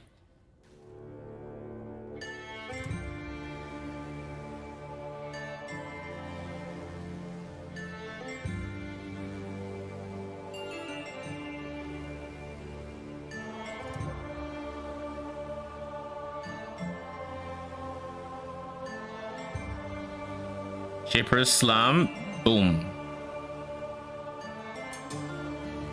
We hope to achieve the impossible. We hope to build a home. We'll need resources. Isn't this King's March? Planning.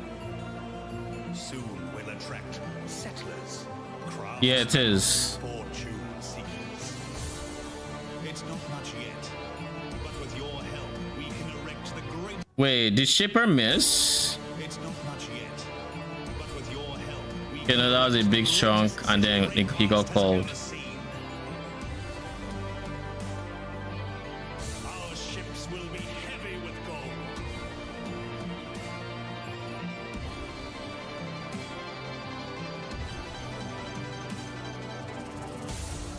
Wait, that killed him?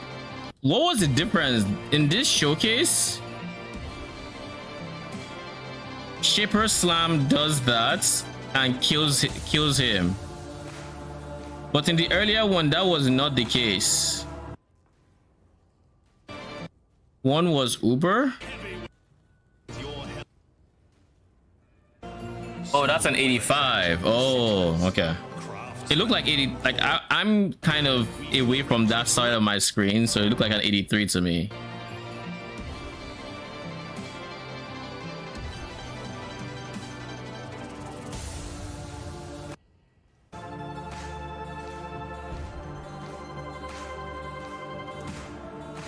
Rayclast is a cursed land.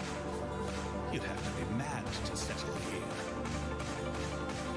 And yet, welcome to King's March.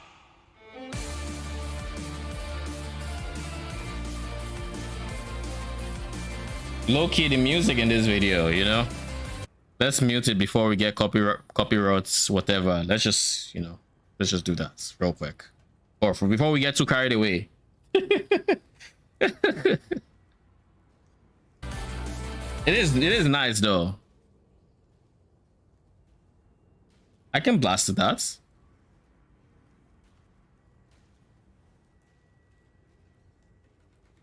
My people wave of conviction is cool tech. Yeah, it's kind of cool. That's some nice explodes as well.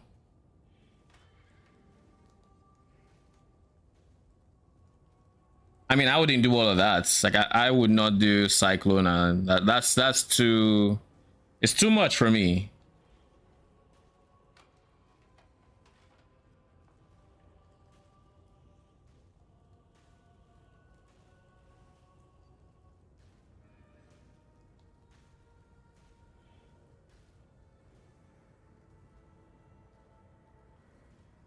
All right.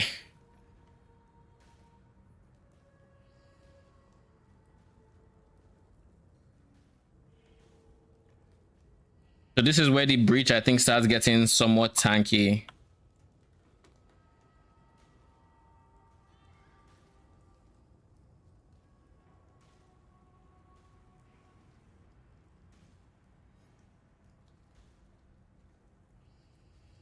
This is Inquiz, right? Yeah, it's Inquiz.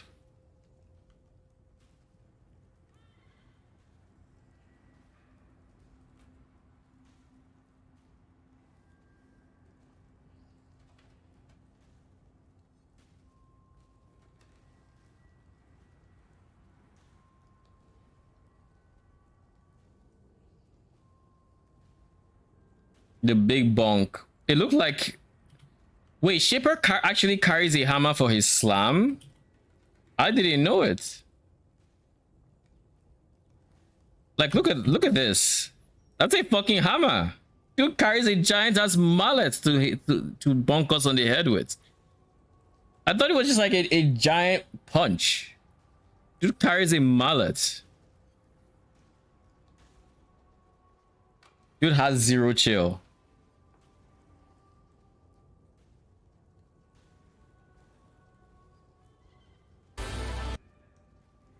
All right, let's skip.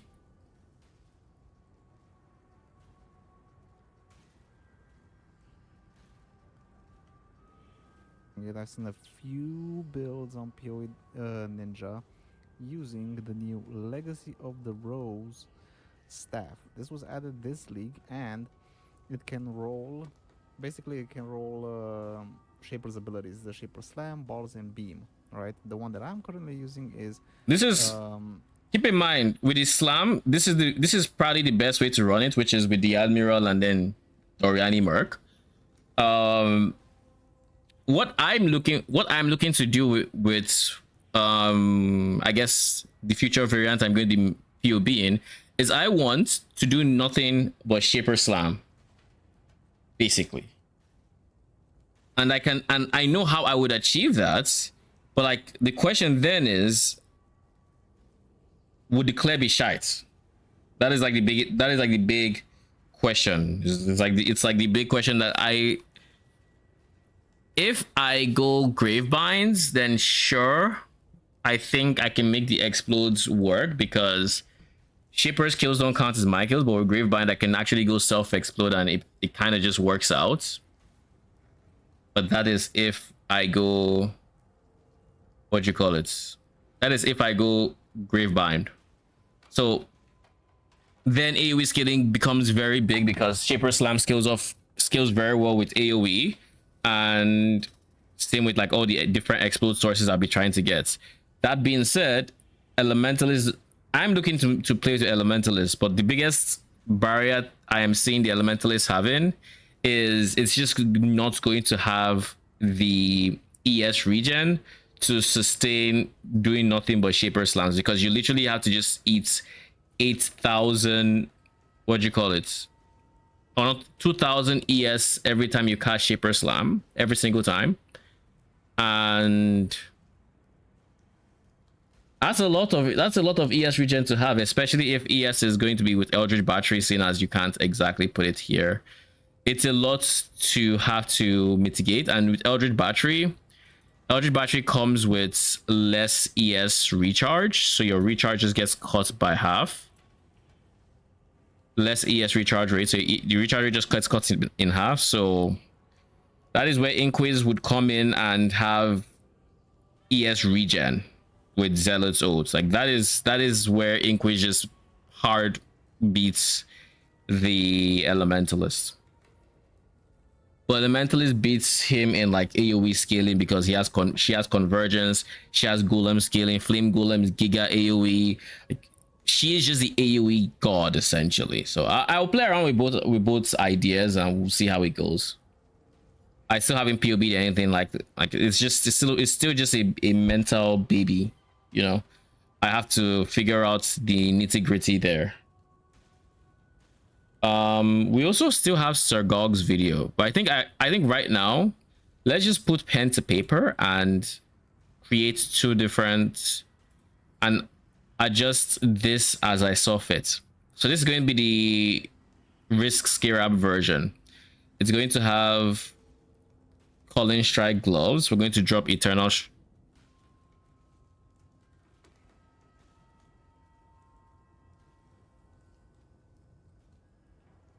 I'm thinking. I didn't short circuit. I'm actually thinking. If I go Vo's Vision on this variant, I guess I can have Vo's Vision on both variants to have one less thing to swap. Have Vo's Vision, so that means we drop the idea of running. We drop the idea of running Crown of the Tyrants.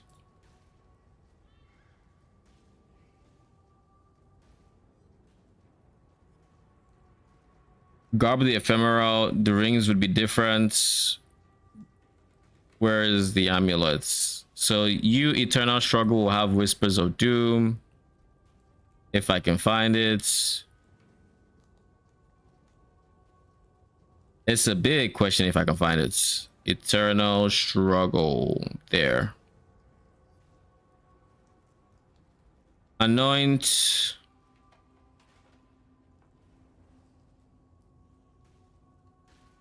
Whispers of Doom. Save. Both versions will probably use that.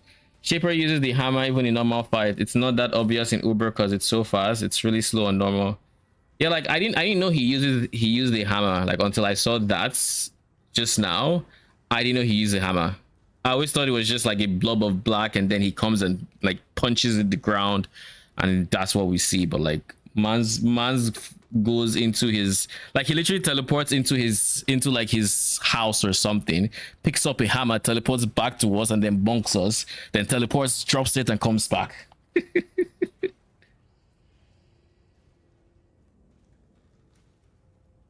Grab the ephemeral windscream. I think we said we're going to drop windscream for reg boots with regen. So we're going to craft boots. Leviathan Graves with regenerates. Increase life regen. Chaos Res. And some life. It doesn't have to be a lot, it's just some. Exarch. No, it's Eater of Worlds that has regenerate. 12%. If we go Syrian Exarch, what can Syrian Exarch do for this?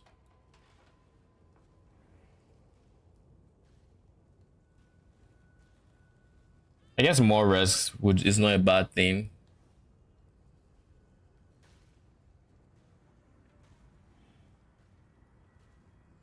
Brittle Ground would just never do anything. So like it's a waste of a mod to have there. Probably just go Chaos Res, have a bit more Chaos Res there. Probably something like that. And then for the gloves,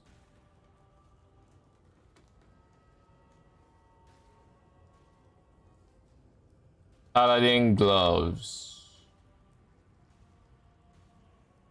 Instead of having Giga life regen, because we really just can't have this much life regen, we're going to do none. We're going to do none. We're going to do Warlord Influence, Calling Strike, Chaos Res, Essence, yeah, Essence, Chaos Res, and random res. Something like this.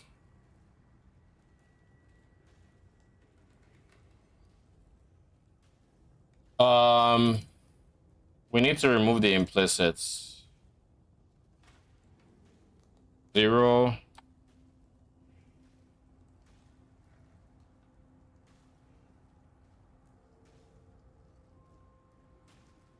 Something like that.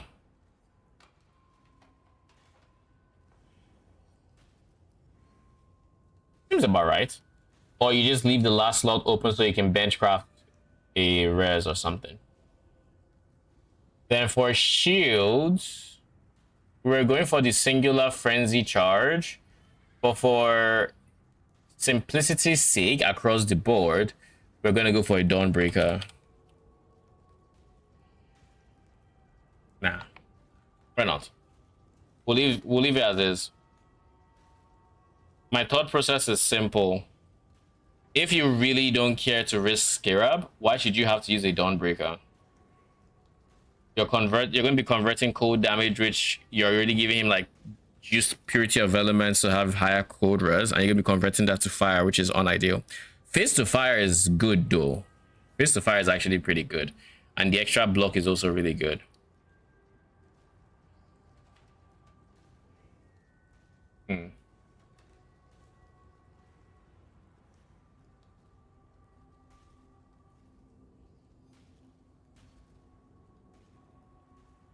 Yeah, you're just not gonna do that. Going to leave this. We'll leave weapon blank because we don't really care what weapon she has. And yeah, this is going to be the risk version of the Merc, and then we'll have the non-risk version of the Merc. We can also create 2 different configs for either or, but I don't think I care that much. Let's remove this before we forget. Remove the -200. We don't want to forget that in there. Crown of the Tyrant. We've removed this from both versions, so be fine. Holmes binding.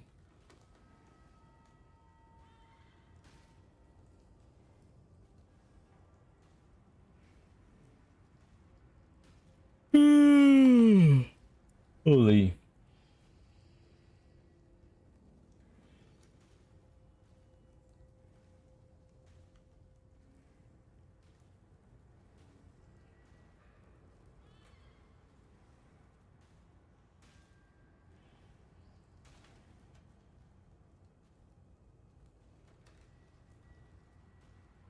I don't have a corpse consumed recently, simply because that is not always going to be the case.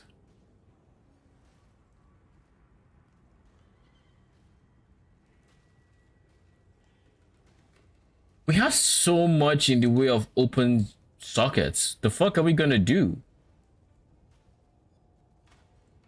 Like, genuinely, what are we gonna do? Precision, awaken generosity, because why not?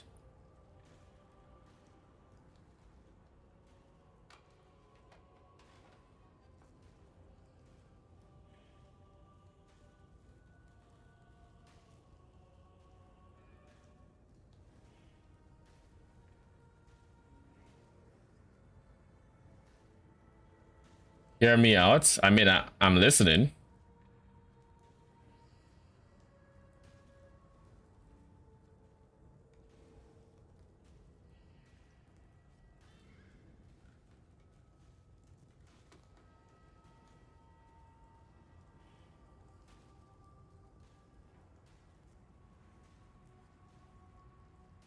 Lol.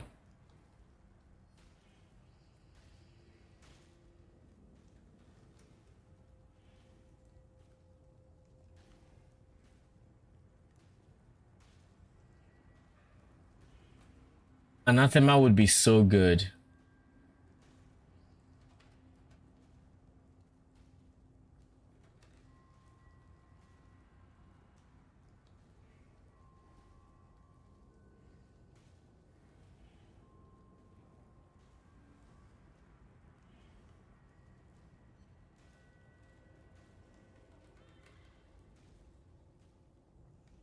Anathema would be so good, but it just can't fit in the build. Sadly. And the vow shows people on hit on the gloves.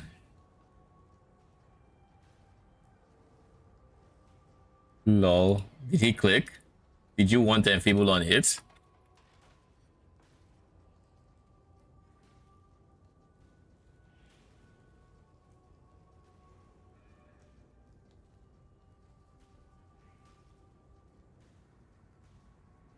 Take this, take AG, we're at 81 mil.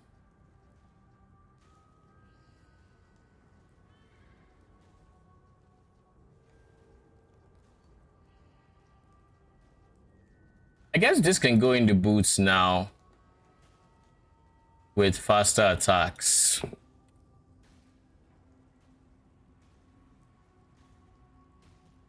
Wait, do we even have pure... Wait, do we even have a dash? We don't, do we?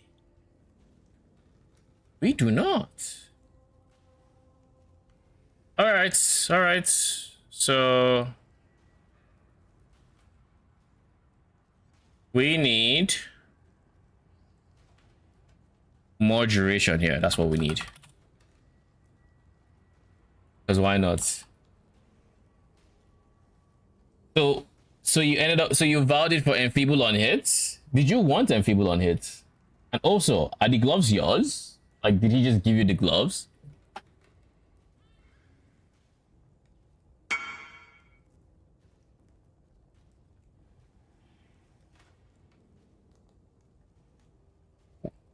Damn, those are...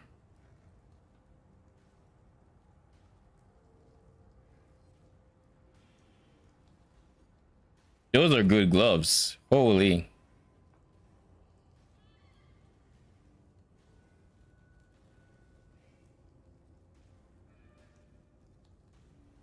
These are also elevated mods, you said. So that's the essence part. Crypt multi is T1, elevated, faster proj. So suffixes are done. You have one more prefix to add. What do you do for your last prefix? Are you going for... I think the typical way to go from here is what? Slower proj? Are you going for that?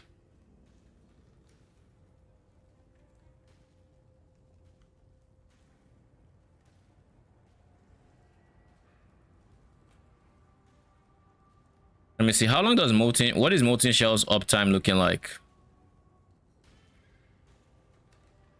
It is up 70% of the time with a duration of 9 seconds and a cooldown of 4. But then you also have the Val molten shell portion. Wait, this is... Oh, the Val molten shell. I need to do this first. Val molten shell portion is 27-second uptime, 42-second downtime. Okay. That's a lot of duration. Anyways,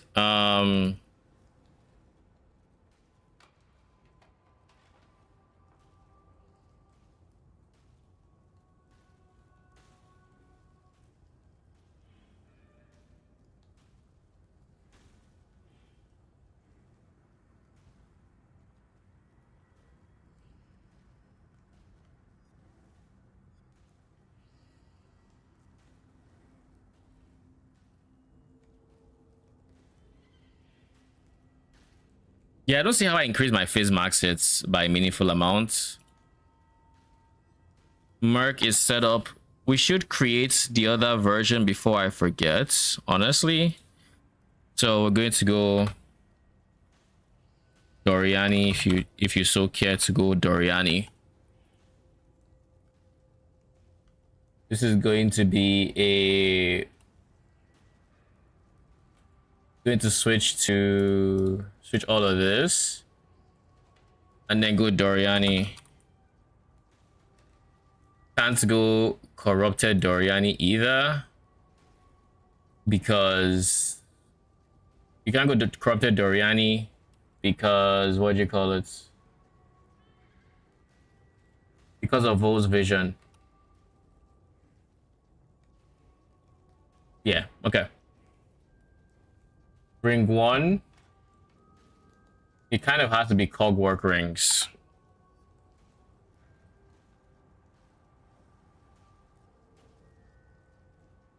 Minus 120%, was it?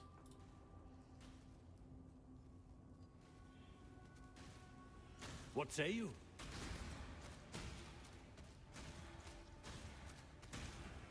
You can get much lower. You can get somewhat lower than this. But these are T1s with resistance mods. And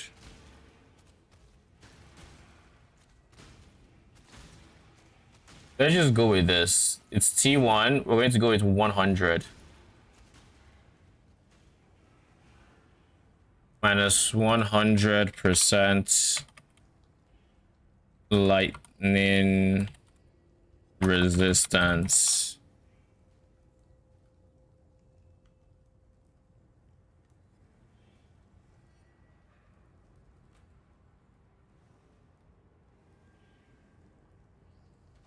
And then you also craft this with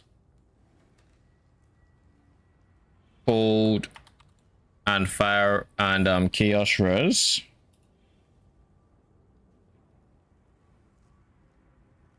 That's all the ring needs to have. And instead of it being,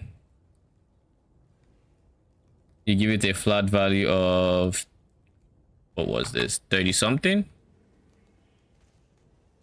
The moment demands action. 30, 34. So before I do that, let's catalyst resistance. Then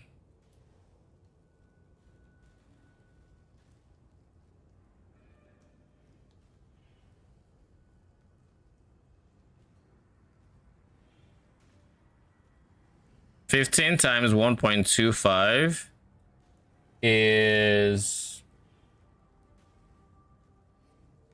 actually no, it was mirrored. So it could go really high, could not go really high. Let's just go minus, this is a 30%.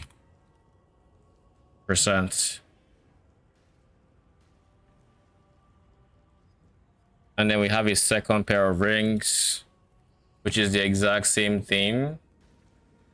But instead of code, it is now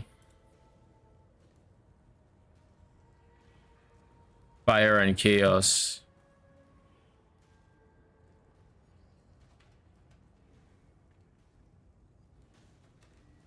And then it is plus 30. That's a 28-ish. Be like 33, 34. Yeah, something like that.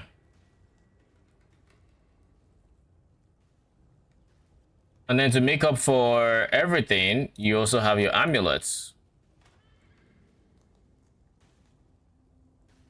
which will be literally anything.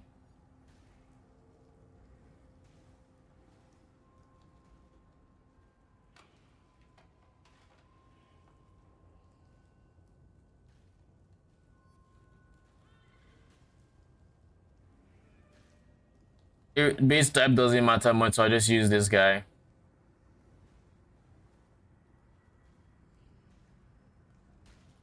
What is the most I have seen, or not the most, but like how low does it get on amulets? You can get minus 103 pretty easily, looks like. Minus 100% lightning resistance.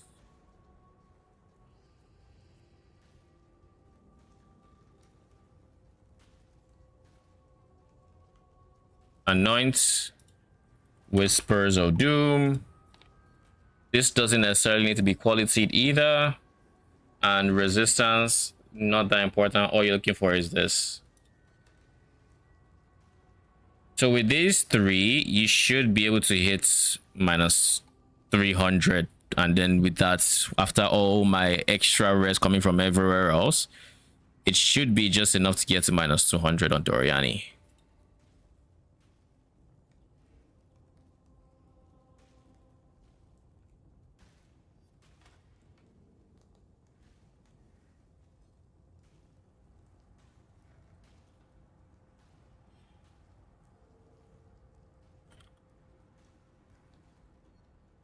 Risk Scarab.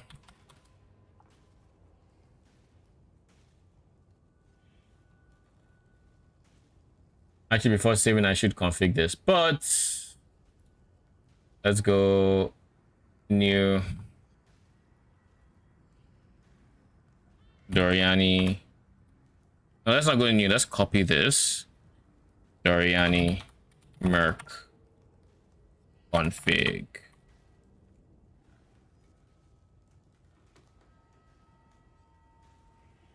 Minus 200.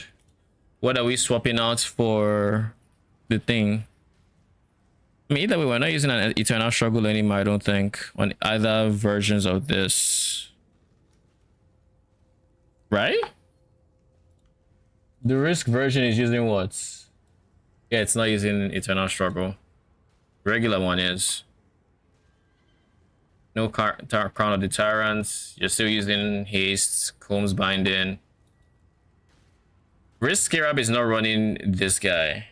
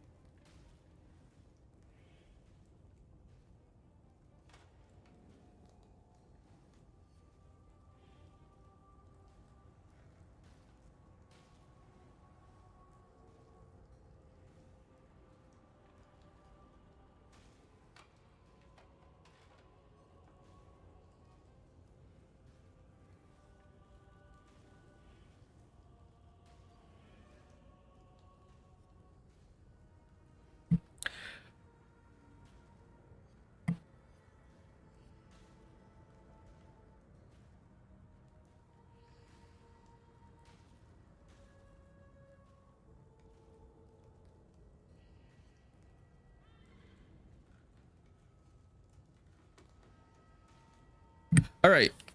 Doriani Merc is in risk scarab, so we don't have to worry about. No, we still will probably want to run reflect mods regardless. So I think this config just has to go. Like I don't think we are realistically going to not like to swap out this guy. Like I think we just set and forget it. Realistically, I don't know. I don't see a universe where I would want to not be able to run reflect. You know, I just don't see it. So in that case, how tanky is the AG? That's the next question.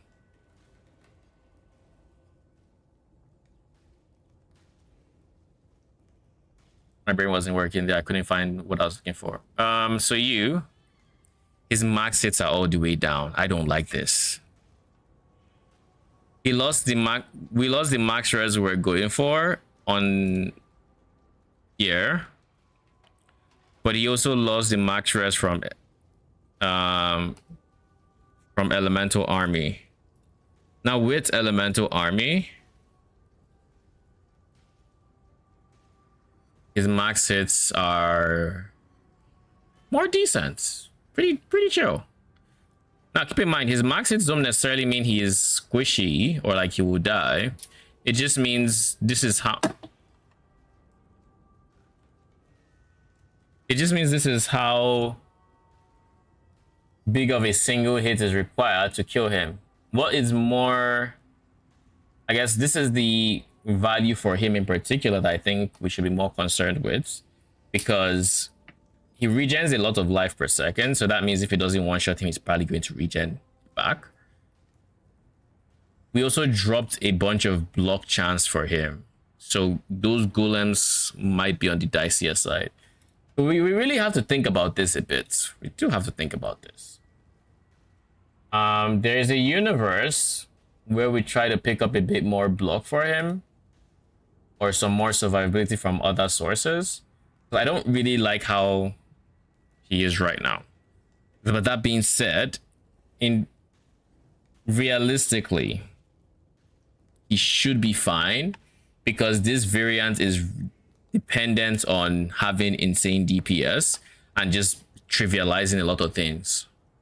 Things that could be problematic are more trivialized. But that said, those lightning golems, even if you kill them, those balls stay. So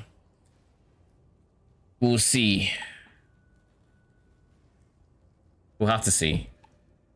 We genuinely will have to just see.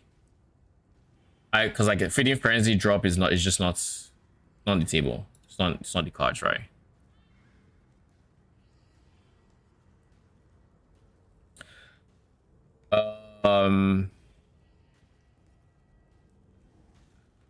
This guy though, Risk Scarab, is definitely also not going to be using this as well. Proudly Tyrant, we're going to leave this just in case we change our mind on using it. Right now it's commented, so it's not affecting DPS in any way, shape, or form. I just don't want to have to retype this if I change my mind later on and I want to use it. All surprising is gone. It's not coming back. It's just straight up not coming back. Everything else looks fine. All right, let's config this.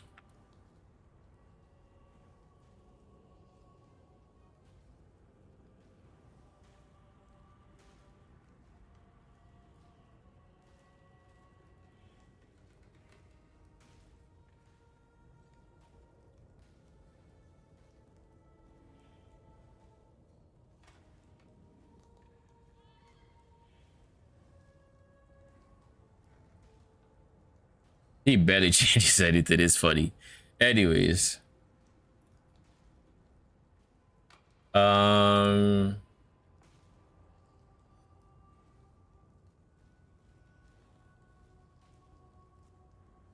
Fresh meats, feeding frenzy. What if we drop feeding frenzy for more survivability? The minion move speed, we're going to miss it a lot. I think minion move speed is very, very valuable. We'll end up missing it quite a bit. And now the Doriani setup. Holy, that's some damage. That is some damage difference.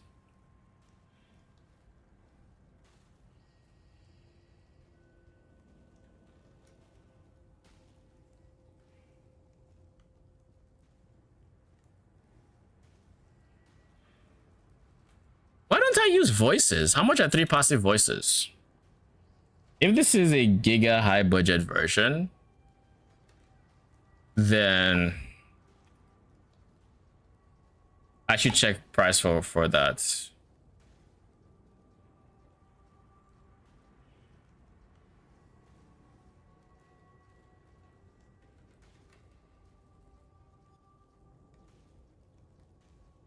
Voices, search. Look at that. 3 passive voices.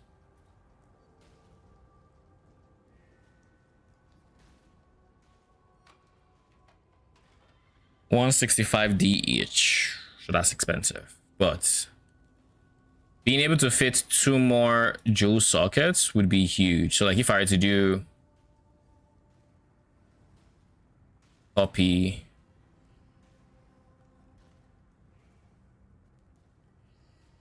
high budget with voices, try to do something like this, and then I go here and I put voices and I go 3 passive, then this guy becomes the voices, then this becomes this, for lack of a better one. And then same with this. And then same with this. Becomes phase attack half speed. It's a lot of damage to just add, especially if the alternative or like what you're removing is, you know, something else.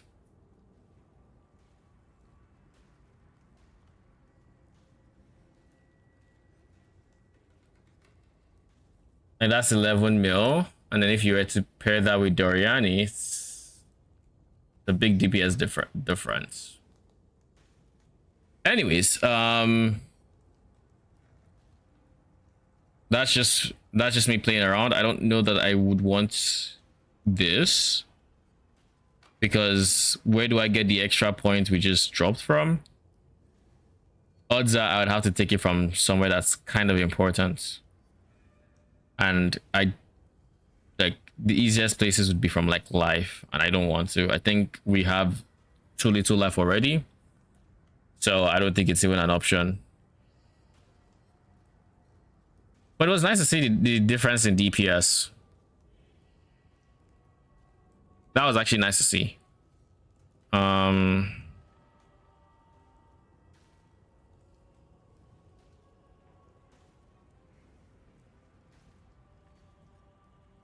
Instead of making a voices version which barely has any changes, what I should be doing is I should make a more defensive version for people who like a bit more max hits. That might be the better use of time. But yeah, I think this is where we're going to stop tinkering with this POB for today. We're probably going to end up tinkering with it some more tomorrow. I'm just getting tired right now, so it is what it is. But yeah, I think this is a decent shell. What I did when I just switched POBs and I just took apart a lot of the things that I was holding on to here, I think that was very important. Ah, shit. Actually forgot something pretty important. I forgot this guy. That is pretty important, I would say. So yeah, so okay, so our max is not as low as I thought. We do have to figure out where we're going to take that point from. Okay, so we're not taking it out of there, that's for sure.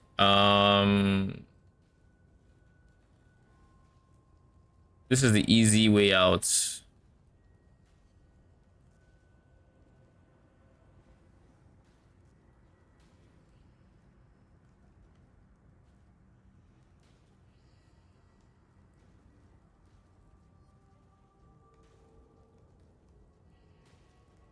Nah, we'll just take the hits to AoE.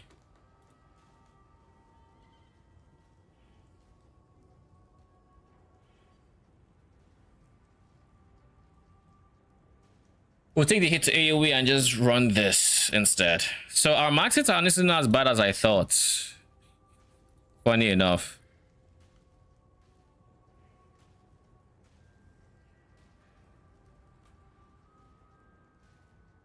And then with Molten Shell, Phase max it is 32k, early max it is 101. With Val Molten Shell, what does that look like? 31k.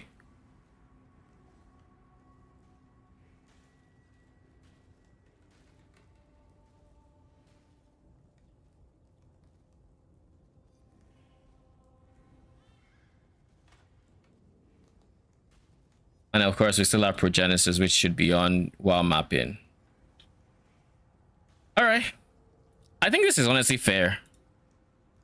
Like, genuinely, I think this is a fair amount of Fizz max hits, fair amount of early max hits for this amount of damage. I'm not sure I'm willing to do what it takes to have even more than this. I genuinely think I'm build review. That's fair. I don't think I'm willing to do what it takes to have more than this. I do think Doriani is... I think Doriani is the play, personally. It's a lot of damage to have. A lot of extra damage to have with Doriani. The shock is probably going to be way more than 10 with a Doriani as well. So we're probably looking at like a... I don't want to go... I like being careful with my shocks because you never really know how much shock to expect without seeing it in game, and this is like, it's very easy for this to just inflate my damage number by so much. I don't think we're getting a 50 shock. I don't know that we're not, but I don't think we are. So just do 20 for now. Because like Doriani, it's very feasible. Without Doriani, on the other hand, though.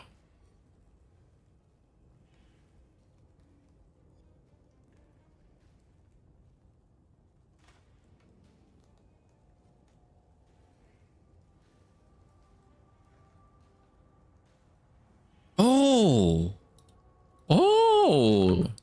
here's something I forgot.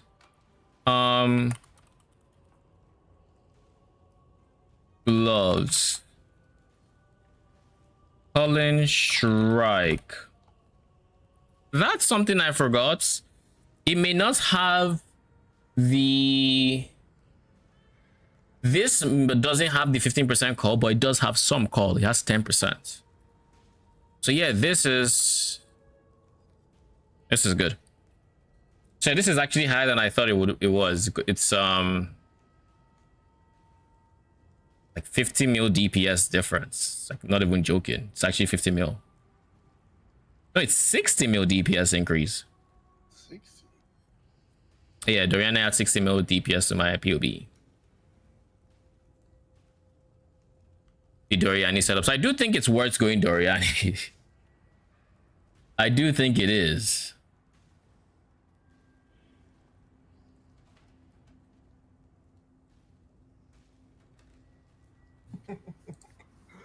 Holy man. But with Doriani, you're not going risk scarab is the only thing. Like, because petrified will be an issue. So I guess I'll leave both setups there. But which I would probably recommend Doriani over the risk scarab is all that means.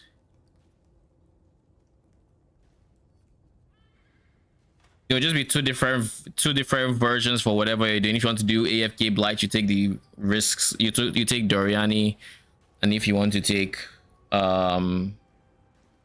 what's the other one? And if you want to do everything else, just content without risk, then Doriani. If you want to do risk, you take Garb. What? I'm just looking at these gloves and I'm just so fucking confused. Yeah, you sound like you went on an adventure in the However long you were gone. Oh, he gooned me for like an hour. Lol.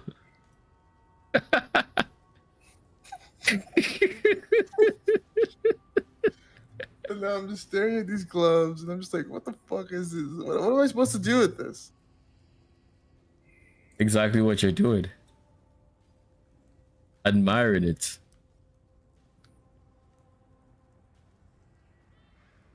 I don't want to sell it because I feel like this person generally just gave this to be nice. I don't want to put that shit on trade.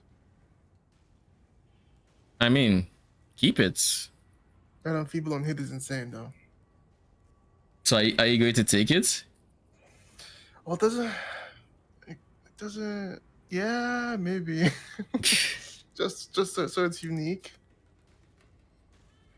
Bro, he locked the glove. Locks are not cheap. I'm aware. It's like 90. It's like 80 something D right now. Dude said he went through 220 tailoring orbs, and mine was the last one. Lol. So he just decided, you know what? This is the last pair of crafting I need to do. I'm done with this season. Once these gloves are done, you can have the rest of my currency. That was probably what it was, to be honest. Well, it's one of two things, right? The base he made is a 30 qual max base percentile with that enchantment. Mhm. So I'm assuming that's selling for multiple mirrors, right? Okay. Because it takes like I watched Captain Lance try to get that enchantment with the tailoring. It took him like 3 days to craft a miniature item that had that. Mm-hmm. And so I don't know. I don't know, man. It's just insane. It's insane. And then this guy literally just when he gave me back 20 divines and gave me back the 9 tailoring orbs back that he didn't use after paying, because that was like premium price. I was so confused. Mm-hmm. GG. All right. We're gonna end stream here.